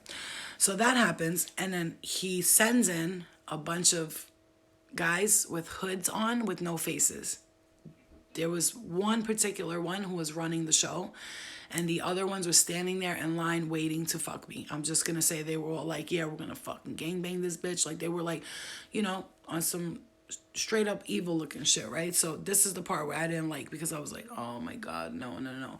So they did that, right? And then what happened was, those guys that were surrounding, they were trying to touch me, and the one guy, he was jealous, and he was like, don't fucking touch her, she's mine. He kept saying, don't touch her, she's mine. And I know they were two different things, because the one with the white face and the tongue, after he got what he wanted, he disappeared for a while, right? Here's the fucked up part that I want to add in there. There was a part where he was on top of me, and a girl came in. She's like, what the fuck are you doing? This is where you are. Like, she was screaming like it was her man or something. But she sounded like, what the fuck? Like, really screechy and weird. That's what happened. Like, and I swear she got, like, she was calling me a slut and shit. She was like, bitch. And I was like, and I was answering. I was like, I don't want him to do this. He's fucking forcing me. Right. So it was like a whole relationship going on in the astral world. And she was getting mad because he's cheating on her with a human being. Right. This is real shit, yo. This really happened. I'm so glad this live is going to get saved because, oh, I'm getting a headache. All right. So that happens. And then he sends in these guys with the hooded faces. And the one guy, he had no face, just a hood. Right. And he was like, she's mine. And people were trying to come in, but he was protecting me. Even though, like, he was, like, scary himself, he was actually protecting me from them. Now, he was basically like, you're mine, bitch. Like, I own you. Yes, but at least he was keeping everybody else away from me, which I'm grateful for that. You know what I'm saying? So whatever he wanted to do, I was actually rather him than the rest of them, because the rest of them were, like, little crawly, creepy, like, kind of guys. He was more like the boss of the shit. So I was like, okay, at least the motherfucker's the boss of the fucking whatever is going on. God damn, if I'm gonna get tortured like this, at least let it be by a high-ranking member. Stop sending these little minions to me. Like, literally, I was thinking like that, logically. Like, I'm fucking, like, terrified now, you know? So, so then... So, nah, but it's not, because Lucifer would never, ever show up to your house. He's gonna send people there. So now, I know this was happening for a reason, because at that time I was trying to change my life. And every time I did good, I would go back to doing something bad. So when I went that one time, I stood a long time without doing nothing bad, which in my case was drugs, hanging out with the wrong people. I stopped. And then the weekend before this happened, I went out with some people, and guess what? 6 months sober, clean, I ended up doing some coke. So basically, they were like trying to scare the fuck out of me, trying to scare me straight, basically, right? That's what happened. I'm grateful for them because they did scare me straight, and I never touched a drug again after that. Like, you know what I'm saying? Yeah, I drank a little here and there, but I wasn't like fucking doing crazy shit like I was never again, right? And then when I did slip up, shit would happen to me. I would hear voices and all that. So I just stopped slipping up. Like now I'm like, fuck this. Nope, no more. So after that happens, Venus. So after that happens, those guys, like, they leave the room, but he stood there with me all night, and he kept like saying, he was just saying derogatory things to me, like, oh yeah, like, turn that way, turn this way. And I had to let him basically sexually take control of me and advantage of me all night. I had to just let him. And I could feel everything. It wasn't like I wasn't feeling it. It wasn't like it wasn't real. I was feeling it. I could feel pressure. I could feel sexual things happening to me. I could feel everything, right? So the next morning comes up, I wake up because I finally slept for like 2 hours, but I'm like shot by this point. I'm like, oh my God, fucking tired. My head was hurting. My asshole was killing me. And this is I'm not trying to be funny. My butthole was killing me the next day out. Literally for 3 days, I was like, my ass, my ass, my ass. I couldn't, like, it was like they were cutting me with a knife, yo. Oh, I can't even, So anyway, that happens. And, those hooded guys leave, and then the next day, oh, I was about to cry saying this part. The next day, there was this black girl, and I could hear my dad, and I could hear some spirits talking, and they were saying basically like, well, if you do bad things, you attract bad things, so you need to tell her to stop doing bad things. And my dad was like, fuck that right now. I need you to tell me how she can get rid of this thing. And so the black girl steps in. She goes, tell her to say the Lord's Prayer. And I heard it loud, right? So I heard her say, tell her to say the Lord's Prayer. And I could cry because when she said that, I looked up prayers, how to get rid of demons. Don't think I wasn't doing that throughout the day. Throughout the night, I was praying, I was reading stuff, playing angel music, doing a bunch of things to try to get rid of it, and it didn't work, no matter what. Muslim prayers, Arabic, Jewish, I was trying everything, and it wasn't working. And then finally, on some G shit, this is what the revelation for me was like, oh shit. She said, tell her to say the Lord's Prayer. He's like, what the hell is the Lord's Prayer? She's like, just tell her to say the Lord's Prayer. And I heard, play the Lord's Prayer, play the Lord's Prayer, the Lord's Prayer. So I felt something coming in the room, and they were like, I could hear knocking, like, we're coming, like, bitch, we're on our way. And I started playing the Lord's Prayer. And I prayed to God. And I don't know what God I was praying to, but I just remember being on my knees and praying to please make this stop. Please, I swear I will change everything. I promise. Please, I swear to God, please don't do this to me. I can't take it no more. I'm going to kill myself. I hate myself. I was on that level of like, I just wanted to die at that point because it was too much for me, right? But I was still standing strong through the whole thing. Like, I was like, nah, fuck that. If they're going to come back, well, I'm going to do this time around. It's been 3 days. This time I'm going to do this. Like, after the third day, you're like, fuck that. Now you're like, fuck it. Yeah, come test me, motherfucker. Now you're trying to be gangster, but that's even worse when you try to like battle them because they don't like that. They don't like to be battled. So I'll just let you know right now, I have respect for them. Then I started learning. I have respect for you guys. I understand what you're doing. Thank you for teaching me. I don't know who sent you, but whoever sent you, I'm grateful for it. Thank you, God. Thank you for sending them to scare me. I'll never do anything. So I'm saying the Lord's Prayer. I'm repeating that shit over and over. Our Father who art in heaven, hallowed be thy name. Thy kingdom come, thy will be done. I said it over and over and over again. Matter of fact, I'd like to say that prayer right now. Our Father who art in heaven, hallowed be thy name. Thy kingdom come, thy will be done, on earth as it is in heaven. Give us this day our daily bread, and forgive us for those who excuse me. Didn't mean to say that. And forgive us for those who trespass against us as we forgive ourselves for those. Oh, man, I forgot. Our Father who art in heaven, hallowed be thy name. Thy kingdom come, thy will be done on earth as it is in heaven. Give us this day our daily bread, and lead us not. I can't remember the prayer. Our Father who art in heaven. Okay. Our Father who art in heaven, hallowed be thy name. Thy kingdom come, thy will be done, on earth as it is in heaven. Give us this day our daily bread, and lead us not into temptation, as we forgive those who trespass against us, and forgiveness for the trespasses we cause upon others. For yours is the kingdom of heaven, forever and ever. Amen. Right? For yours is the kingdom and the glory of heaven forever and ever. Amen. Okay, so I just wanted to say that. But deliver us from evil. Yes. So, the intention's right, and that's okay. Okay. Forgive us our trespasses as we forgive those who trespass against us. Okay. And lead us not into temptation, but deliver us from evil. For yours is the kingdom and the glory of heaven, the kingdom and the glory forever and ever. Amen. Right. Perfect. Okay, so amen. Everybody bless our houses with that prayer, right? So play that prayer anytime you feel any type of evil stuff or anything like that. So after I got through all this, like a fucking G that I am. Remember when I said I walked through hell? That's what I mean. Like I walked through hell to get to heaven. Like I had to go through hell to see it. So I literally was in hell. I saw it playing out. I saw what they did to people. I saw this, I saw that, and it was so crazy, right? Oh, good. That's good. Aisha Doll. Thank you. Geisha Doll. So after that happened, I'm going to just tell you, I'm so grateful for that experience. And I actually thank those dark energies right now because I truly believe that they were sent by angels to do that to me because I had to be here at this point. If I didn't stop doing everything I did then, I wouldn't be where I am today. I'd probably still be like every other weekend. Oh, it's all right. I can get away with it. Let me do this. Let me do that. So I had to go through all of that for me to get here. Do you understand what I'm saying? So at the end of the day, somebody will look back on that like a traumatic experience. I look at that as one of the best experiences of my life because it changed me. Not because it was a great experience to go through. I wouldn't wish it on anybody because I'm telling you, somebody else would have died of a fucking heart attack if that went through that happened to them. So today, that's why when I do tarot and when I do healing, I always thank the dark energies for the lessons they taught me. I don't thank them in a way like come back to me. No, because they know I don't want you. Like I'm in the light now. I stay in the light and I'll always stay in the light.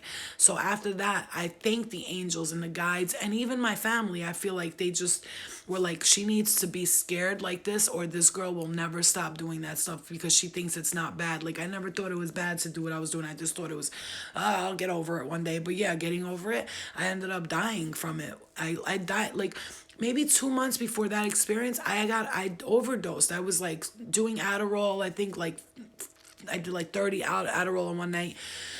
And then to top it all off, I did coke at the end of the night. And so what happened was I dropped dead.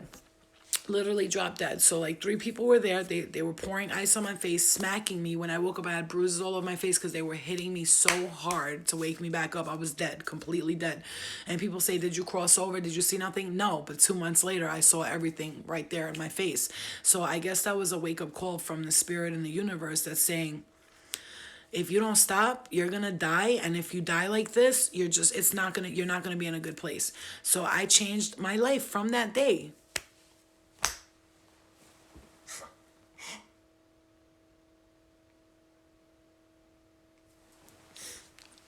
Woo, emotional.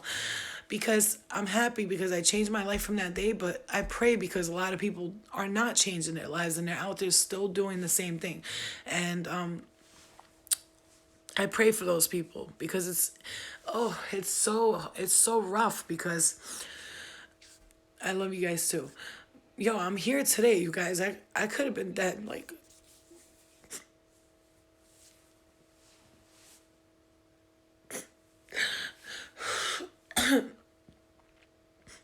and I'm alive today because of that situation, because my dad, everybody worked together. All the angels, the spirit guides, my loved ones, they all worked together to straighten my ass out. And sometimes I wish that I could have done that for my dad or whatever, but that's why when I do good deeds today and I put out positive stuff and I try to help people and I tell people my story, it's not because I want nobody to say, oh, I don't care who calls me, what they call me. I'm standing up and I'm telling you, I've been through this and I am here today. And if I didn't change it, I'm crying because I'm happy. Because if I didn't change, I'd be dead right now. You understand what I'm saying to you, right? And so every good deed I do, I always pray to God that it goes towards my father and my family. Like, I'm always like, please, whatever good deed I do, even if it's the smallest one, please send it to my family, my father, and I just saw something pass by me here. Because I'm very grateful for it. So no matter what people say, they gotta understand. It doesn't matter what anybody thinks about me. The fact that I'm sitting here talking about what I went through and being open and vulnerable is not for anybody to feel bad for me. It's so that if someone's watching this and they're going through that right now, whatever they're going through, they could say there is hope. I will be there one day. I might have to go through hell to get there, but when I get there, and when you get there and you look back at your life and you go, holy shit, holy shit. Yeah, everybody that fucks with me feels like they know me. And let me tell you, everybody that knows me here, everybody, look, Jess New York right there. She knows me in person. Gina's met me in person. Mary Berry's met me in person. Almost everybody on my Instagram and all that, like that was real with me. I always like, yo, let's meet up. I'll take you to lunch. Let's do this. Let's hang out.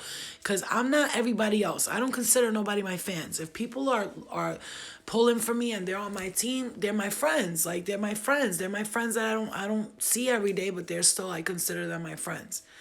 I love you too, Jess. And Jess saw me while out. We fucking stole a car. I stole a car when I was with her.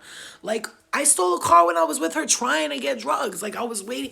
Yo, I'm just gonna, from now on, I'm talking like the bear. I don't give a fuck no more. I was with her in Brooklyn and some guy that we were with, and she wasn't doing nothing. She was like, I don't want to be here. I'm scared. She was like, get me the fuck out of here. She was terrified, right? But I was like, nah, bitch, you're coming with me. You want to come hang out with a bad girl? I'm gonna show you what it's like. Not a bad girl, but I was really bad, like on some G shit. Some of these girls, I'm like, bitch, you don't even know the half of me. Like, you be thinking yourself fucking gangster.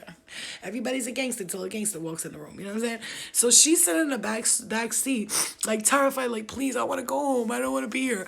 The guy took forever. It was his car, by the way. Just so let's be clear. It was from Staten Island. We drove, and this other bitch we were with, we drove to Brooklyn. The guy was taking forever to get the coke. So I was like, yo, when is this motherfucker gonna come? An hour later, he still didn't come. I called him. I was like, if you don't come out, I'm taking the car and I'm leaving. He's like, all right, all right. What did I do? And not only that, the girl that I was with, the other girl, was like, you're driving. I don't have a license. Bitch, drive us home with his car. So we stole his car. And we went to Staten Island. This bitch got nervous, threw his fucking key in the fucking drain. I'm like, why did you do that? You know how expensive those keys are? Now he's calling her the next day. He's like, I forgive you guys, whatever. Just tell me where my car is. So she tells him where the car is parked. And then she tells him, I threw your key in the drain. And he's like, that key is $500. You're going to pay for it. She's calling me talking about, Flo, do you have $500? Because I got to give him. I said, you're the one who threw the key. Me and Jess, remember Jessica? I was like, Jessica, ignore this bitch. Don't answer her calls. She's the one who threw that shit in the drain. If it had been me, I'd have parked this car nicely, put the key in the fucking, on the seat, and walked away. You want to get nervous and throw shit in fucking people's, in a fucking pipe. Don't come after me for the money, bitch. You the one who made the mistake, not me. Like, I would have just left the key in the motherfucking seat. Like, I stole your car. You took too long. I got nervous. I drove off. I'm home. Your car's parked safely on New York Plane and blah, blah, blah, blah, blah. I'm out. This bitch threw the fucking key. It's your fucking problem. I told Jessica, don't answer that phone. Because she was like, I don't have 500. And he's threatening to sue me. And he said, there's video in the car. I was like, well, you were the one driving. Like, so that's why you gotta be careful what the fuck you do, bitch. Because she was the one actually who was like, let's just leave. Let's just leave. And I was like, no, let's wait. She was like, nah, let's leave. I gotta go home. Fuck this. This is crazy. Jessica, right? She was kind of like pushing us. So she ended up, you want to be the one saying, let's leave. You want to influence us to leave. We left with you and now we're fucked. Like, you fucked up. You know what I'm saying? Hi, Conkus Lake, New York. For real, like, you gotta be fucking kidding me, dude. Like, I ain't playing with these bitches. Like, and you know, I used to do crazy shit like that. Like, I remember one time I stole a pound of weed from somebody, right? Now, you know how, so drug dealers, they'll buy a pound of weed from someone, right? They'll buy a pound of weed from the drug dealer and they'll take that weed to flip it, right? So I stole the weed from the kid who bought it from the drug dealer, and then I sold the drugs to the guy he bought it from. Let that sink in for a second. I stole the weed from the guy who bought the weed from the other guy and then sold it to the guy he bought it from for the same price. So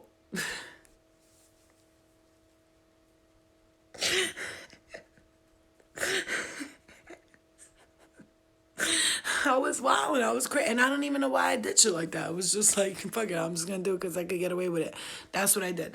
And so now the guy that I sold it to, he calls me about an hour later. I left. I got the money in my pocket. I left like an hour later. He calls me. Actually, no, I'm sorry. I'm lying. His brother called me. And he was like, Flo, bro, did you just sell my brother the weed that he just sold to that dude? And I'm not going to lie. I said, yeah, I did. He was like, why the fuck would you do that? Are you fucking crazy, Flo? Flo, you gotta come back here and give him the money. I was like, I'm not giving him that money. You think I'm coming back to the house to give him the money? You must be out your mind. And he was like, you know what? We're gonna let you get away with it, Flo, because we love you, but you fucking crazy. Don't ever do that. You can get murdered around here. I'm like, all right, well, I did it. It's already done. Like, I'm out of here. You know what I'm saying? That shit was crazy. This guy I was dating one time, he was fucking crazy, right? So I told you, he was like, oh, let's hang out together or whatever. So I go to hang out with him, and now the whole time I'm hanging out with him, he keeps asking me for like $20, $10 for gas and all that. And I got mad. I was like, why you keep asking me for money? I thought you had money. Why you stunting like you got money, motherfucker, going to the store, buying Adidas and all that? I come to find out he was stealing everything from the store. Okay. But you know, he looked like he was balling to me. I don't know the difference. He had a nice car. I'm driving his fucking car. And this motherfucker, he's fucked up. He's drunk. And I'm like, let me drive. Let me drive. So he wouldn't let me drive. So I took the car and I pulled it to the side, and he like broke. He hit the brakes, thank God. And we pulled to the side and I'm like, get the fuck out. And I push him out of the car. And then he gets in on the passenger side. I'm driving. He's fucked up and he's wild and screaming. I'm like, yo, shut the fuck up. I don't have a license. You're fucking drunk. We're on the highway. Stop. And then all of a sudden, you did? No, you didn't. You're bugging. So, and then all of a sudden, you probably did. All of a sudden, fucking, all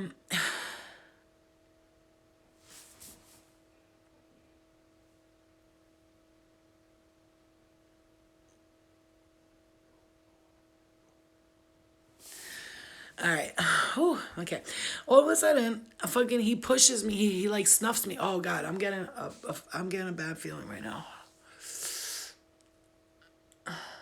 Not like a bad feeling like that, like a funny feeling. I feel funny. Anyway, let me go upstairs because I'm not feeling it down here right now. I'm going upstairs. Fuck this place. Ay, Dios mío. No, I'm not scared. I'm just going to go upstairs because I don't like down there. The energy down there is off. Oh, much better. Much later. So anyway, all of a sudden he pushes me. Like he... Bitch, one more person tells me they see my blinds move. I'm flipping out. So all of a sudden, I'm sweating. Phew. Our Father who art in heaven, hallowed be thy name. Thy kingdom come, thy will be done on earth as it is in heaven. Give us this day our daily bread, and forgive us for our trespasses as we forgive those who trespass against us. But deliver us from evil. For yours is the kingdom and the glory of heaven forever and ever. Amen. You know, telling those stories, that was probably one of the main reasons I didn't want to tell them, because I was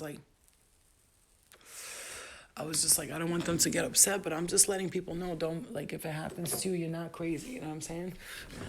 I'm not telling people to blow up spots, like, I want to make that clear. It's just so that you know that if it happens to you, don't let nobody tell you that you're crazy. You're not crazy.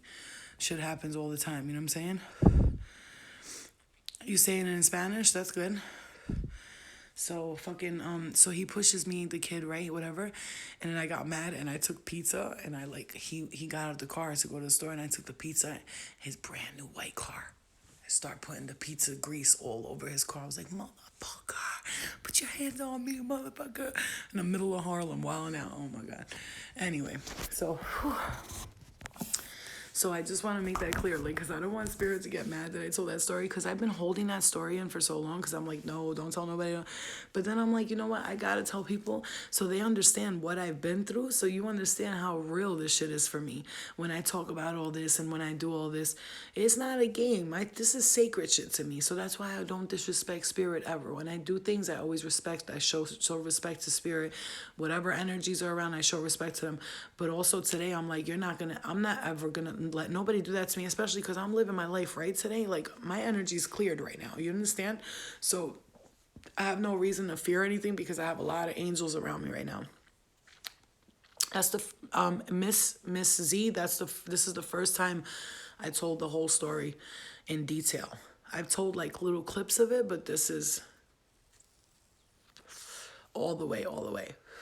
This is all the way May shit. Like, I really want to save this live and put it on my YouTube. So I don't know how long I've been on it, but it's probably been a minute, and it doesn't let you save the live after a little bit. So that's why I want people to know how, like, what I've been through. That shit was not a joke, going through that shit and coming here today. So that's why I say, don't fuck with me. Like, bitch, I went to hell, like, for real. Like, I was in hell. You think you're scaring me? Are you kidding me? You're an actual human. At least I can see you. What the fuck? Are you crazy? So that's why I tell people you can't scare me. I don't battled with the baddest. Like the baddest. Them niggas was running hell. Oh, I'm sorry. I didn't mean to say that word. I hate when I do that. It's like a bad habit. I didn't mean to say that word. My bad. Please forgive me. I'm not a racist. Oh my God, here we go. I did not mean to say that. You know, I say that sometimes it slips by. I don't usually say it. I hate that I just said that word on live right now. I'm not proud of myself for that, but I'm saying them dudes, they was wilding the fuck out. Wilding the fuck out, yo. And like I'm saying, like that's why I tell people you can't scare me, bitch. Do you know what the fuck I've been through? What? What you're doing is nothing. It's nada, bitch. I've been there, done that. I've been through worse. The worst of the worst of the worst. You can never ever come at me crazy because I'll be like, all right, I'm gonna get punched in the face. What's the worst that can happen? Oh well, like you know what I'm saying? Listen, I'm gonna pay for my read as soon as I can. I wanna help clear my energy. A long time ago, someone told me I have a bad kind of energy from when my mom was pregnant. That someone did something. Don't listen to those people. Sunflower, don't listen to those people. You know how many times people told me I had a bad energy on me? We all got a bad energy. Newsflash, everybody's got a bad energy on them. Do you not think that every single person in the world has at least one motherfucker who's like not gonna stop fucking with them? Everybody's got, yeah, I know. Everybody's got a bad energy. Like, come on, we're all, first of all, we are bad energy in ourselves. We kind of got dark. We don't kind of, we have dark and light inside of us. It's just which one are you going to choose? When you make a choice to stay on one side, that side has your back. But if you, whoa, word? Oh, it's like that. When you make a choice, something just pulled my sweater down. Awkward. When you make a choice to stay on one side, that's where you're gonna stay. You don't have to worry about it. Don't be afraid because they got your back. You know what I'm saying? As long as you respect, like I respect all energies. I respect especially the light. You know what I'm saying? Because the light be having your back, and there, once the light emanates, that's it. It's like that's it. Kylie told me she sees a black and red hand in her closet. I'm hoping it's just random. I tried to make it funny and pretend to beat it up. She laughed. I mean, I would always listen to a child when they say they see something or hear something. Eliana is very highly empathic. She does not like to be in my room alone. That's why at night when she comes down to get me, I go up right away. She doesn't like to be in my room alone. Not because it's scary. My room is not scary. It's the most protected room in the house. It's the point is she feels the energy. And when you don't understand what energy is coming at you, you will automatically assume it's bad. That's why I say don't automatically assume an energy is bad that's coming at you, because it could just be a regular energy that you're picking up as bad because it's so strong. You know, their energy is like, you don't know how to deal with that shit, you know? That's why it's gotta, like I said, have respect, show respect, but at the same time, you can't be afraid and shit, because you know what? If it's gonna happen, it's gonna happen. You can't be scared of it, you know what I'm saying? Yeah, Lori, she's got the gift. She's got the gift. My cousin told me I was a prayer warrior. He was told. So, Chris, I'm going to tell you, a few people been hitting me up lately, and one kid, he was like, Flo, I had a dream about you, and in the dream, there was all these crazy, like, people running around. You were just fucking everybody up. When I tried to say, come with me, you told me you got to take care of this, and you closed the door on me and was like, go, you're not going to be able to survive this. Like, he said I was in there battling war, like war. And, you know, I believe that strongly because I've had a dream where I was being chased by a bunch of like demons looking, well, we'll call them demons because that's what everybody knows them as, but I don't know if they're aliens and we just think they're demons because we don't know what they look like. It's just very confusing, but I can't like determine exactly what it is, and I can't say what it is because, you know, it could be anything, honestly. So in the dream, I was running around and I was fighting things. I was fighting them all off, like fighting with a knife, and then all of a sudden I was like, fuck, there's too many of them. So I like literally like flew up on the wall because I could fly in the dream, and I fly up to the wall, and I'm in the corner of the wall, and I'm like, well, oh my God, what am I gonna do? All of a sudden, an army of people in black, like with guns and all that, showed up, and they stood in front of me. They were like, keep doing what you're doing, we got them. So basically they were telling me, not just in my dream state, in real life, don't stop doing what you're doing. My head is itchy. Don't stop doing what you're doing because we got your back. And they, yo, was millions of them. Like it looked like to me in a dream like there was thousands of them just in line like this with guns protecting me, saying, "You keep doing what you're doing, we'll take care of them. Don't worry about it." Like, so basically, they were showing me, keep working at what you're working on. We got the rest of it. Don't be afraid. Every day I get a message, we're protecting you, don't be afraid. We're protecting you, don't be afraid. Because when I was doing this kind of work, I was like, listen, there's some spirit. They're not going to like the fact that I'm helping people get rid of them or stop thinking about them. And I couldn't talk when I just said that. There's some spirit that's not gonna like that. They're gonna be like, who the fuck does this bitch think she is? Like, what does she think? She's Constantine? Get the fuck out of here. You know the movie Constantine? But that's not what I do. What I do is I help people realize their light inside of them. I'm a light worker. And then I also help spirit that is stuck. And I could be like, yo, listen, I'll give them a motivational speech. Like, you don't need to be stuck here. Like, just go, you know? I'm not messing with the dark energies. I'm not fucking with their game plan. Whatever they're doing, they're doing. There's nothing I could do about what they're doing, okay? They got power that I can't even understand. But the point is, I never try to get in their way. All I do is tell people to stop thinking about the negativity. I try to help people control their minds, not spirit. Spirit is spirit. They're gonna run wild, they're gonna do what they do, but I try to help people not think in their mind negative. My whole body is shaking right now. Let's ground, please. Let's clear that and ground. Grounding, grounded, I'm grounded. Angels, Archangel Michael, surround my home with your love and protection. Help me ground myself right now. Thank you. Archangel Raphael, thank you. Thank you, Archangel Uriel, and all the other angels. Thank you for helping me right now and grounding myself.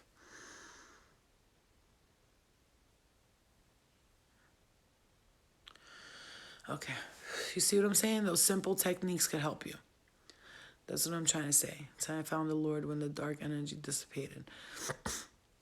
Well, I'm just gonna say, like, you know, I was raised a Muslim, but for some reason, when it comes to like dealing with that type of stuff, I always go to Jesus. I'm like, Jesus, can you help me?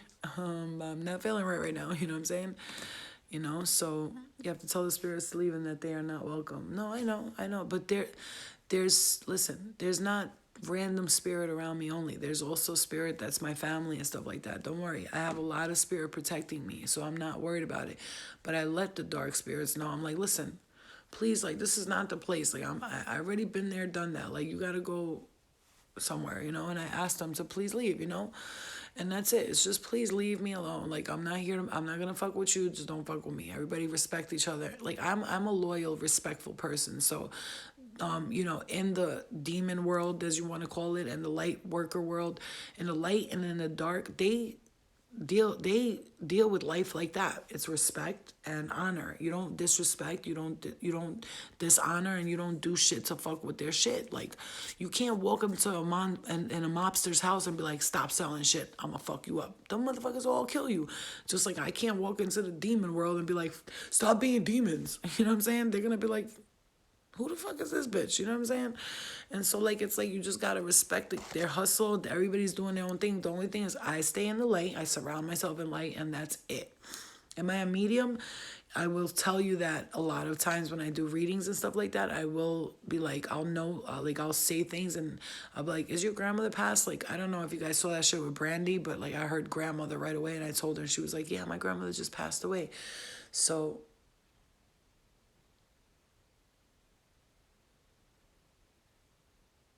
let's clear the energy, please, spirit guides, loved ones, ancestors, angels. Please, clear that energy for me. Thank you. I just feel like I need to ground right now. It's not crazy, but my legs are vibrating heavy. Anyway, it's all love and light to everybody, you know? You know, this is what I do, baby, so I can't let it fucking scare me or nothing like that. I'm not afraid of it. A lot of times when I do readings, I do connect to like people that passed on. And I think, if I'm not mistaken, that's the direction that I'm being sent to right now. So me just having that experience where I was able to hear the other dimensions, I think they were like seeing, you know, and now I get tested with visions. Sometimes I'll have visions and they'll show me things, and it's a process, so I just gotta wait it out and see what happens. 1111 over there, you know that what that is, a portal, right? Let's open up the portal of love and light, a gateway to love and light only, please. A portal of love and light. And also mediums will tell you that if energy is messing with you, if you make a circle and imagine there's a portal and then close it up, you send them through the portal, like to leave you. Mediums will tell you that. If you ever seen Kim Russo, she did the a haunting of, right? A haunting of Little John, right? Little John, is it? Or yeah, Little John, the one with the braids. And in his house, the little boy was seeing something, and his grandfather told him, make a circle and tell it to go away. So he goes to his mom. She said, I went in the room. He was in the room, and he said he saw something. And then I looked, and the door slammed shut. And she goes, he said to me, Mom, it's all right. Don't be afraid. Just make a circle. And she told a medium that her son said that. And she was like, what? He said that? She was like, how did he know that? She goes, he said his grandfather told him. And she goes, that's exactly what you're supposed to do. You make a portal circle, like the energy. You create the energy for them to dissipate, So it's like, let's create the portal of love and light and send everyone to the love and the light. Thank you. Create the portal, send everyone to the love and the light. Thank you so much. And then close it up. That's it. How do you get over fear? By facing it. It's the only way. It's the only way. You face your fears, and that's it. Like, when I went through that experience, that was me literally facing my worst fears, like all this stuff. Now I know not to fear that stuff no more. I know my dad's not in hell for a fact, you know what I'm saying? I know nothing's happening. It's only happening as if I keep thinking that it's happening, because your mind can create hell itself, or it could create heaven itself, It's two different things that your mind can do. So I believe strongly that by me being this vulnerable with you guys and speaking about things like that, it's going to do something great for me right now, because I just released it out to the world, and now people know what I've experienced. And now if I come out and I say something else, it's always going to be like, oh, she really is not joking. She told us some crazy shit. You'll know, it's not a joke. This ain't a fucking joke for me. I don't find this as a joke at all. This is sacred territory we're walking on, so you got to respect. That's why I choose to stay in the love and the light, and I don't hang out with people who take me to do bad things anymore, because temptation is a bitch for me.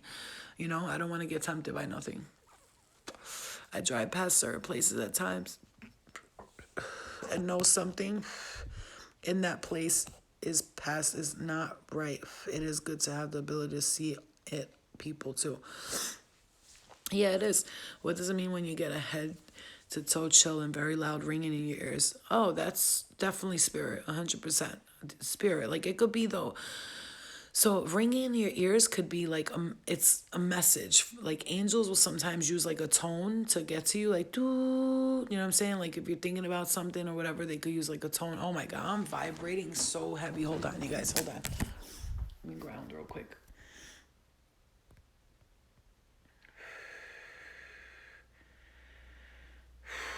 It's like ascension right now. That portal, the 1111 portal, the ascension's happening right in front of you, and I could feel it. Literally, I feel my head being weighed down. This is crazy.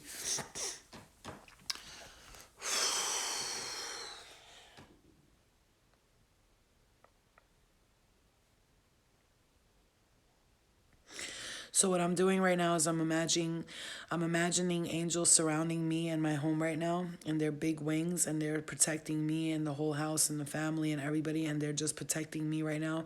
And there's a bunch of angels, and they're all around me right now, and they're singing hallelujah, hallelujah, hallelujah, hallelujah. That's all I hear them doing in my head right now. Look, what does it mean when you see a cat that isn't there? Well, we all have spirit guides. We all have spirit guides, and some of them are animals. I have spirit guides that are animals, because sometimes I'll feel like something tickling my hair, and I feel like it's either a hawk, because the hawk is usually my spirit animal that I see all the time, or it's a little dog or an animal or something. I do feel like the little cat that passed away when we had him.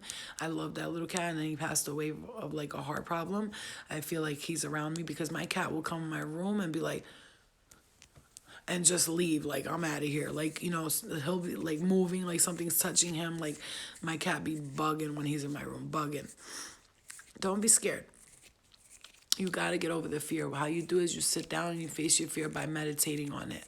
So what you do is imagine what you're afraid of, and you look at it and you see it and you see it, and ask spirit guides to show you in your dreams so that you can work on your fears and surround yourself in love and light. You'll be okay. Well, that cat's your spirit guide. That's nice. You have a little cat spirit guides. Oh, that's Lil? The one, which one? Oh, that one, the bitch, it's bitch sin, bitch, wait, bitch sin T, you ugly. Bitches in T, you ugly. Bitches in T, you ugly. Am I saying that the right way? Bitches in T, you ugly. Yo, I should just do a whole webcast of me just trying to pronounce people's names because I never get that shit right. What if you fear death? Oh, death is the easiest thing you're going to go through. Why would you fear death? What? Death is only a transition. All it is a transition. Don't ever fear death. Let me just get that fear out of your head. Death is the most beautiful process you could ever go through. There's nothing better than that. Like, death is going to be the only process that you can go through that is going to be the easiest thing you go through. I promise you when I tell you that. I promise. Death is the most beautiful transition. It will never hurt. It will never be, okay, go to bed now. BK all night. I know, right? Yeah, okay, go to bed now after all that. No, I go to bed. I sleep like a baby. And I'm just like, the only thing is I keep the TV on because I'm like, you motherfuckers going to pop out at me. I at least want to see what's going on. Yeah, fuck that. Like fatty. Death is so beautiful. Have you ever heard of the blank blank or alien Zozo? No. That sounds interesting. No, get over that fear. Death, I died once. It was nothing. I came right back. I died once. It was nothing. I came right back. You guys see this right here? The swelling on this side? Like I got punched in the face right here. You see that? It's a pimple I was trying to pop. That's how crazy. I'm like, pimple. No. Squeeze, squeeze, squeeze. Pop, pop, pop. Like, I can't stand that shit, yo. It looks like I got punched. Yo. Why do I look like I have two cheeks, one here? Look. What the fuck? Look. All because of a pimple. Oh my god. Death is very beautiful. It's only a transition. When you die, immediately you have angels come around you, your family members, people that you loved. They'll be standing around you.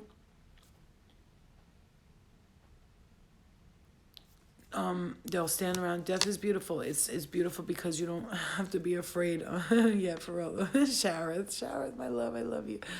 Death is just, it's a beautiful process. When you die, no matter how you die, no matter what happens, no matter literally how you die, there'll be angels that'll come to you. They'll take you to the light, and you can choose to go to the light, or you could choose to do what you want. But they're gonna try to lead you to the light. And you know, some people decide not to go to the light because they're not ready yet. So you know that saying of unfinished business. That's not technically true, but it's just there's some spirit that just doesn't know how to let go of the fact that they're dead. They don't want to know that they're dead. Like, they don't want to believe it. Do you need to be a medium to do tarot? No, you don't.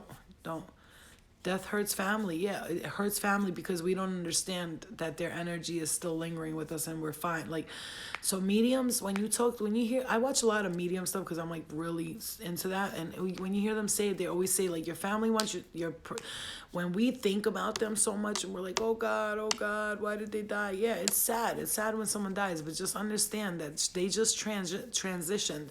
And so a lot of the times, a lot of people get held back as spirit is because the people that they don't know how to let them go. So that's why I always say to somebody, you got to let them go. Like when somebody will be like, Flo, someone died, I don't know what to do. And I'm like, the first thing you got to do is let them go. It's the first thing I always hear. I miss my pop. He was actually my grandpa, but raised me. I was pissed at him towards the end of his life, but now that he's gone, I feel myself empathizing with him more and more than ever. Cameron, I did a whole forgiveness thing for somebody who passed away. So, you want to pray and you want to actually talk to him and be like, I forgive you. Please forgive me for the way I treated you before. Because I thought my grandmother was mad at me when she died because I didn't go to the hospital to visit her. So how people are selfish when someone dies, shaking my head. That's not what I'm saying. You're not listening. I'm saying I tell people not to be selfish and it kind of clicks in their heads. Do you understand what I'm saying? Like when you're crying over someone, it is kind of being selfish because you're keeping that spirit here, that energy. So you have to give them the will to go on, because sometimes they'll stick around you to try to help you. Do you understand what I'm saying? Do you understand what I'm saying? So, good, more clout for me. So do you understand what I'm trying to say to you? So what I tell people for that is like, and when I tell people that, they're like, oh, thank you for saying that, because I never saw it that way. You're right, I am being selfish, I am gonna, and then they heal from that. If I'm like, oh, I know, it's so sad, like if I do that as a healer, as a person who's trying to be a light worker, all I'm doing is giving them, like, I'm what's that thing when you aid somebody in sadness? No, I have to give them strength. So I tell them not to do that. That's why I tell them, look, is it your dad's birthday this week? Oh, okay, why don't you bake a cake? Like for my grandmother's birthday, I baked her a cake. And then why not keep them alive?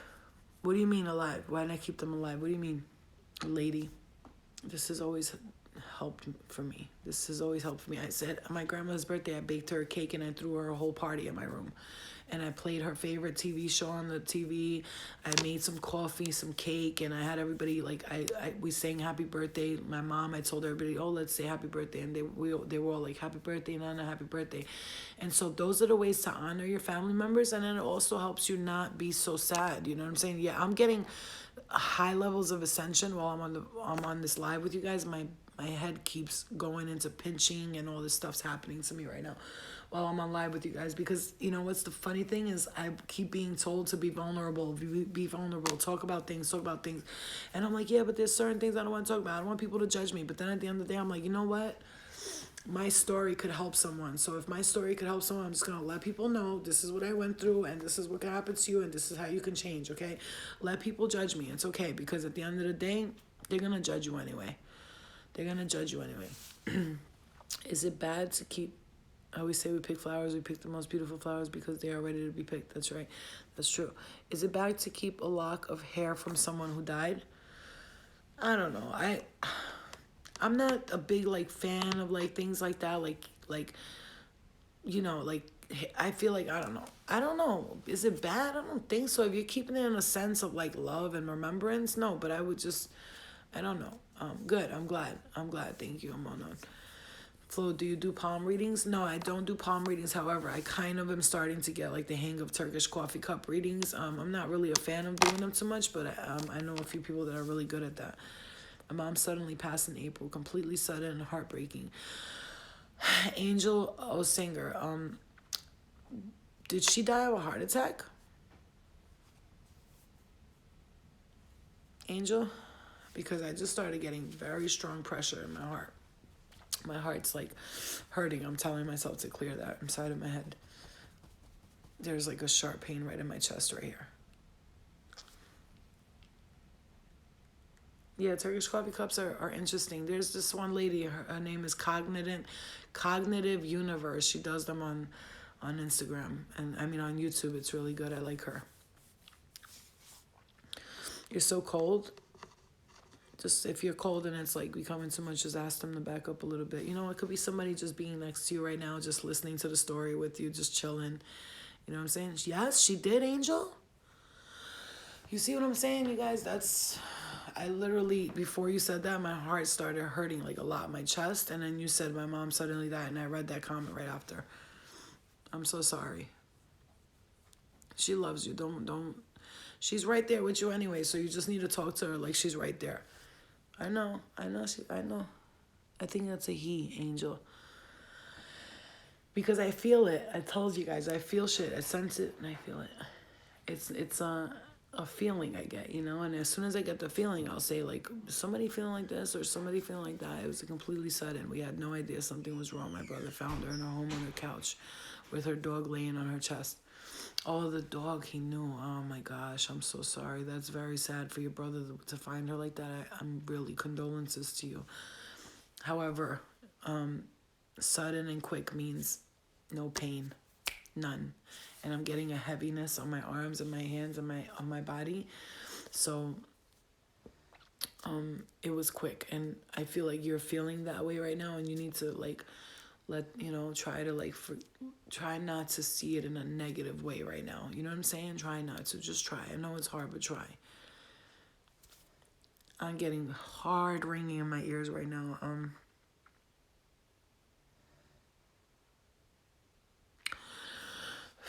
I feel like almost like I have to say this, like if you're having these thoughts and these feelings of heaviness and you feel drained like that.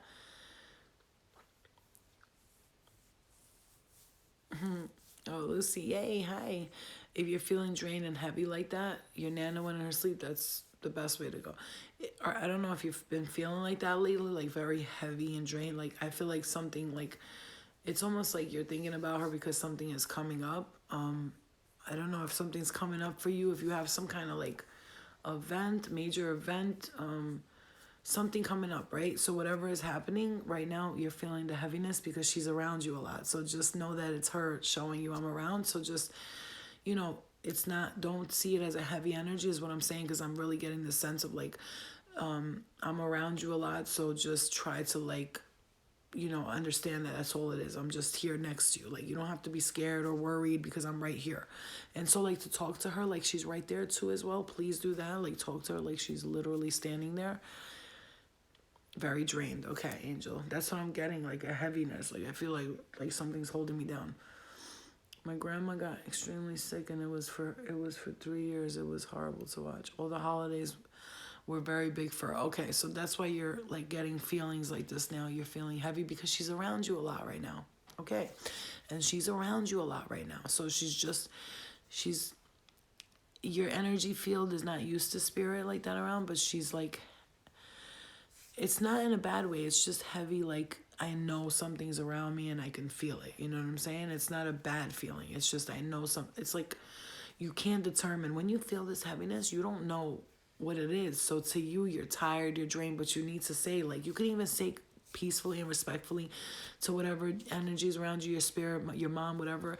And you could say, like, can you please just a little bit back up? I love you, mom, but like you're draining me a little bit. So she'll understand, like, oh, they don't know that they're doing that to us. You have to let them know. You have to make it clear to them that I love you, but you being like right next to me is taking my energy away. And then she'll understand that. But you also crying and being sad or fearful or anxiety, that gives that some other spirit feed off of that. So I would keep it in the positive. Like, mom, I know you're around. I love you. Thank you for being around me. But can you just back up a little? Because it's really draining me. Do you know that? Like, you're draining me right now. Right, mom? And she'll go, oh, okay, honey. And then she'll just, I don't know why I just heard. She'll go, oh, okay, honey. And then she'll just back off. And she said, oh, my God. I'm saying she said she's going to sit in the corner of the couch instead of be sitting right next to you, because she said sometimes she puts her, oh, whoa, I'm getting messages right now. She said sometimes she puts her arms like over here on your back, like to tell you it's okay. And that's when you feel heavy, when she's doing that to you like that. Wow. Okay. She was very involved in the spiritual realm, so I wouldn't be surprised if she's around. I wouldn't be surprised. I don't know why you're questioning it. She is 100%. Like, in a good way, though. Like, she's just trying to let you know I'm here with you. She's there with you 24. Whoa. Just saw you. I saw you. I saw that. She's there with you constantly, 24/7. It's just, she's not looking at you. She's just energetically surrounding your aura so that you could be protected. First of all, she's always going to be, okay, you're welcome, Angel. What does it mean when someone you love passes and you keep having dreams about them? They're visiting you. I'm feeling very overwhelmed this week, Flo. Can you please send me blessings and everything will work out well? Thank you so much. Alan, is that your name? So everybody in here, let's send a prayer to Alan. Spirit guides and angels, can we work together to please send Alan some positive energy, and everyone here who sticks with me through these lives, that lets me tell my story, and then all together we work together to help each other heal. Can you please send us all love and light, angelic healing, guidance, archangels? Whoa. Yo, what the fuck was that? You guys don't even know. Oh my God. I closed my eyes and I just saw like a vibration just go voo, voo, voo, voo. Like, those wires, they look like silver wires. I just saw them. Wow, that's crazy. That's crazy. Oh my God, you guys. I'm like seeing a bunch of stuff. Like, I'm seeing okay. So, Alan, we're sending you prayers and blessings into all of us, okay? To every single one of us, okay? Wait, got it. And I'll try to do that because there are some days that are unbearable. She always would put her hands on my back and my shoulders. Are you, Angel, are you kidding? Are you joking around, Angel? Because you know I just said she sometimes puts her hands. See what I'm saying? Like, I will never doubt myself because for real, Angelo, that's crazy. I was hoping that it was. I miss him so much. Oh yeah, he's definitely visiting you in your dreams. You're lucky. That's a nice thing. You should thank him. Make sure you thank him for that. Thank you for doing that because it takes them a lot of energy to visit us in our dreams. Very hard. It's not easy for them. Sometimes they use avatars, but you'll know it's them. Like they'll use avatars if they can't like go into their form. Wow, Angel.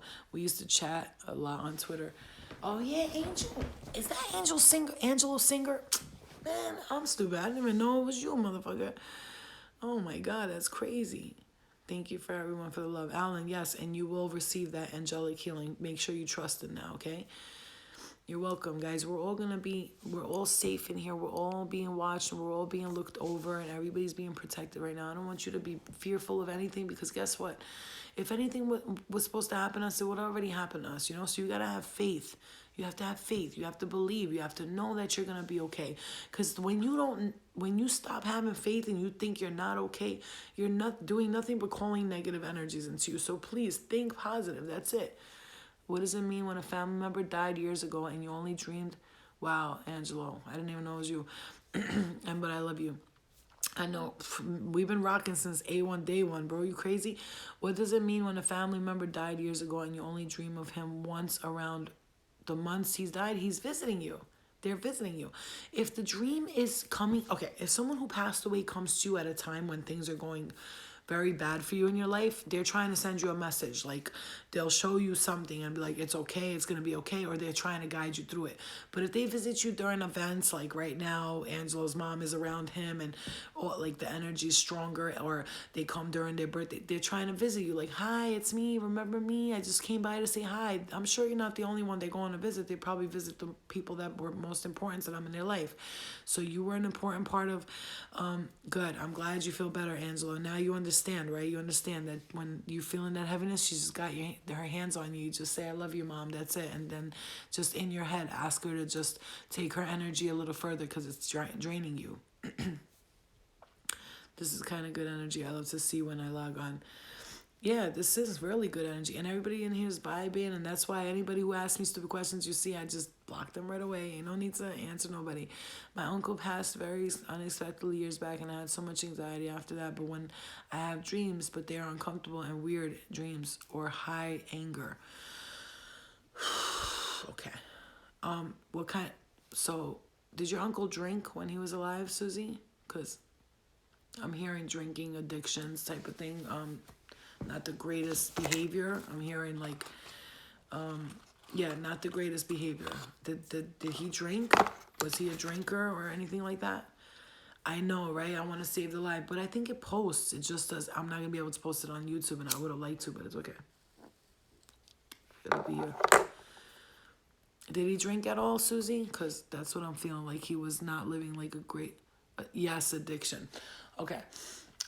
So that's what happened. Like you were feeling, he kind of like connected to you in some form or another. Like I feel like my father's brother connects to me a lot. So he was actually trying to, because he sees that you're a sensitive. So he knew you could feel him. So he was trying to come around you to have you feel his energy. And especially if he visits you in the dreams, it's almost like he's trying to like tell you something. I feel like he's trying to tell you that he's okay and don't worry about the fact that he died of addiction or anything, and don't be, or he died of, I don't know if he died of addiction, but he's just trying to tell you that he's okay and he knows that you could feel it. And I'm gonna say that I heard someone say, I'm a Virgo sun. I heard someone say, I knew she could feel it. She's the only one in the family who would have. She's the only one in the family who would have known. That's what I'm hearing, Susie. Isn't that crazy, you guys? Look, as soon as she said that, and she said anxiety and all that, I felt addiction. Like, and she just said, yes, it was addiction. And yes, and I just felt that. He felt like you were the only one who was going to feel it and understand.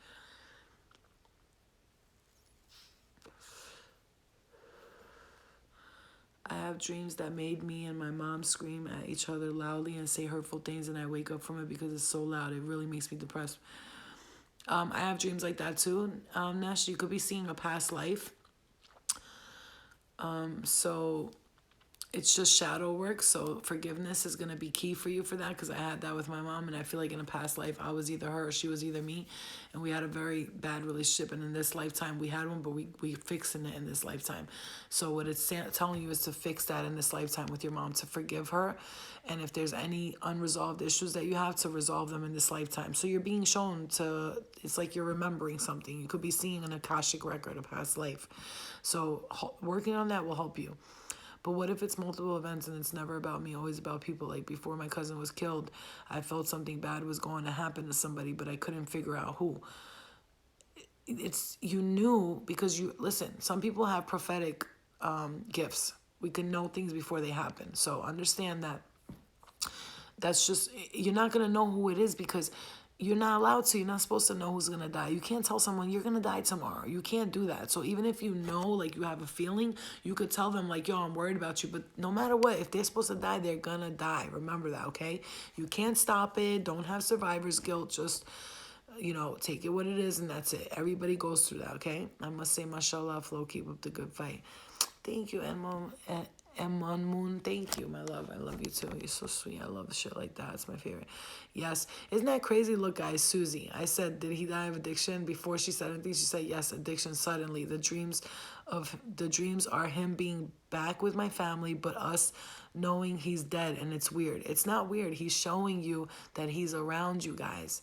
And so that's why you have to help him. Like, uncle, I love you, but you know, just move on to the light and go learn some lessons, because that's all it ultimately is, okay?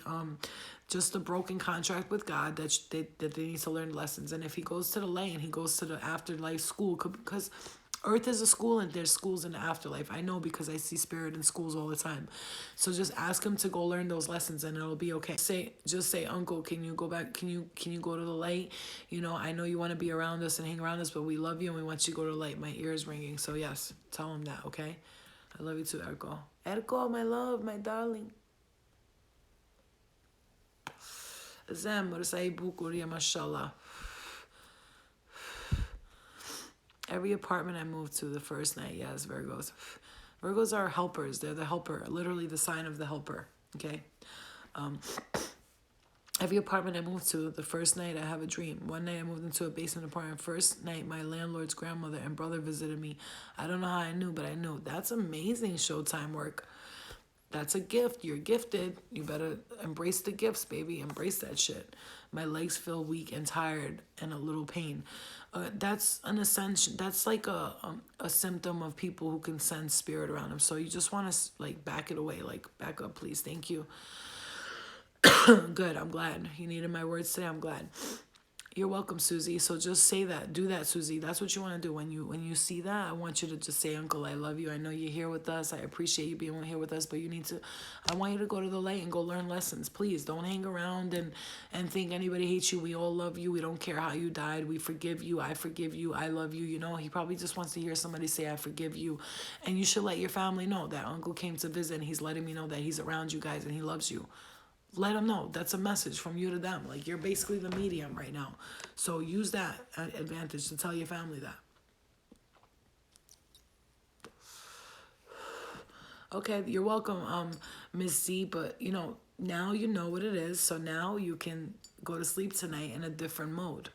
So, you know, they say if you're scared of spiders, to do research on spiders, because when you get to know, so they say the best way to get over fear is to research it, right? So if you're scared of something, to know fully about what you're afraid of is going to stop that fear, because you'll know about it. You're doing your homework. You're researching the fear. What is it you're scared of? When you research and you see what you're afraid of, it won't let you be afraid no more. You understand what I'm saying by that, right? I think it's me who needs to forgive. I was angry. Okay, Susie, you see what I'm saying? So that's why he's visiting you, because you are the most who needs to be forgiving towards that. So work on that. What you can do is meditate and be like, I forgive you, and let him know. Go into the astral world, protect yourself in the love of light. Tell him, oh, God, I forgive you.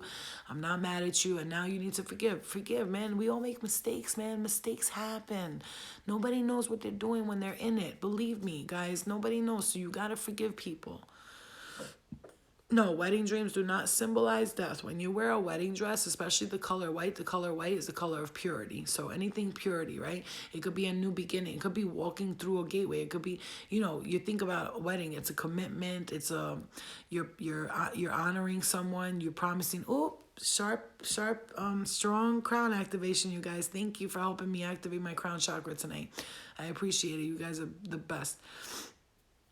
Love and light to you too, Alan. Good night, and you'll be okay, Alan. Just think positive thoughts, my love, okay? Please. Yeah, I know it's not scary. It's confusing, and it is confusing, but I'm going to tell you, Ms. Z, don't try to figure shit out too much because it will drive you crazy. What I did was like, I'm not going to I'm not playing Detective fucking Benson anymore. I'm going to be Flurry Nakaya. And look, I understand there's a bunch of shit going on. I can't figure everything out. And guess what? It will take so much stress off of you if you stop trying to figure life out. Just go with the flow of life. Like, literally go with the flow. Like this tattoo reminds me every day. Go with the flow, relax, and go with the flow. Just let it go. It's okay. I love this color. It's so natural, but like when you first do it, but now tomorrow I'm going to go get my nails done. But I didn't even do my clients today. I had like 7 clients lined up and I didn't do them today. I was not feeling the energy today, but tomorrow I'll be all right, But you guys, I want you to understand that. Please, this is what, if there's any message I'm going to leave you with tonight, I left you with a lot of messages, but if I'm going to leave you with any messages tonight, please know this. Forgiveness will change your life. Forgiving your mom, forgiving your friends, forgiving your husbands, forgiving your exes, forgiving your brothers, your uncles, your fathers, your aunts. Just forgive. Forgiving and loving and having compassion and understanding that everybody goes through something. We got to understand that, okay? We all go through something, okay? Exactly. Yes, your uncles are together and they're not suffering at all. So what you need to do is if you feel like they're suffering, then you need to tell them to go to the light and go to learn their lessons. And listen, this is what a light worker is. I consider myself a light worker, a starseed, a psychic, an empath, a claircognizant, clairsentient, clairvisient, all of that stuff, right? So that's when you can see, hear, feel, and all that. If you feel that sense that they're not safe, like I did with my dad and whatever, what I did was I asked them to go to school and learn lessons. Like, that's what a light worker does. They initially speak to spirit and be like, I know you're here and I want you to just go onto the light. And even if you don't want to go to the light, at least sign up for school lessons and learn lessons. And so this lady told me a story that when she saw this little girl, she kept seeing her and the little girl kept coming to her every night. And every time the little girl would disappear. And one night she was like to the little girl, wait, don't disappear. Where do you keep going? Where do you keep running off to?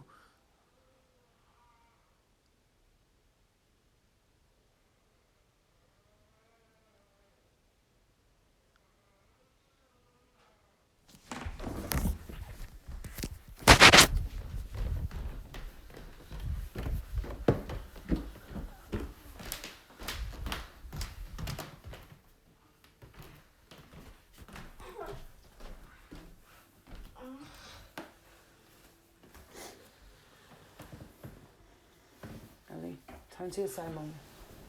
Turn to your side.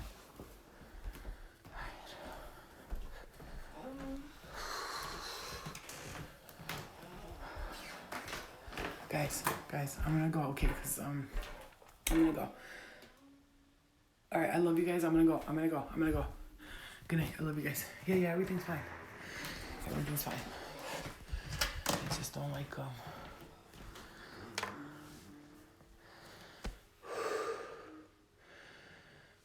I just heard a fucking really strange noise and I didn't like it. So, I have a child here, so I'm very protective. Nothing could be going on, and I have to be protective. All right, I love you guys. That noise. Whew. All right, I love you. Your wrist burns? My right wrist is killing me. I can't move it. All right, I know. All right. Oh, fuck my wrist. All right, I love you guys. I will see you guys later. Love and light to you all. Everybody send angels and love and light to each other. Okay, we ask for protection, love, and guidance and light. Okay, love and light. Good night, guys.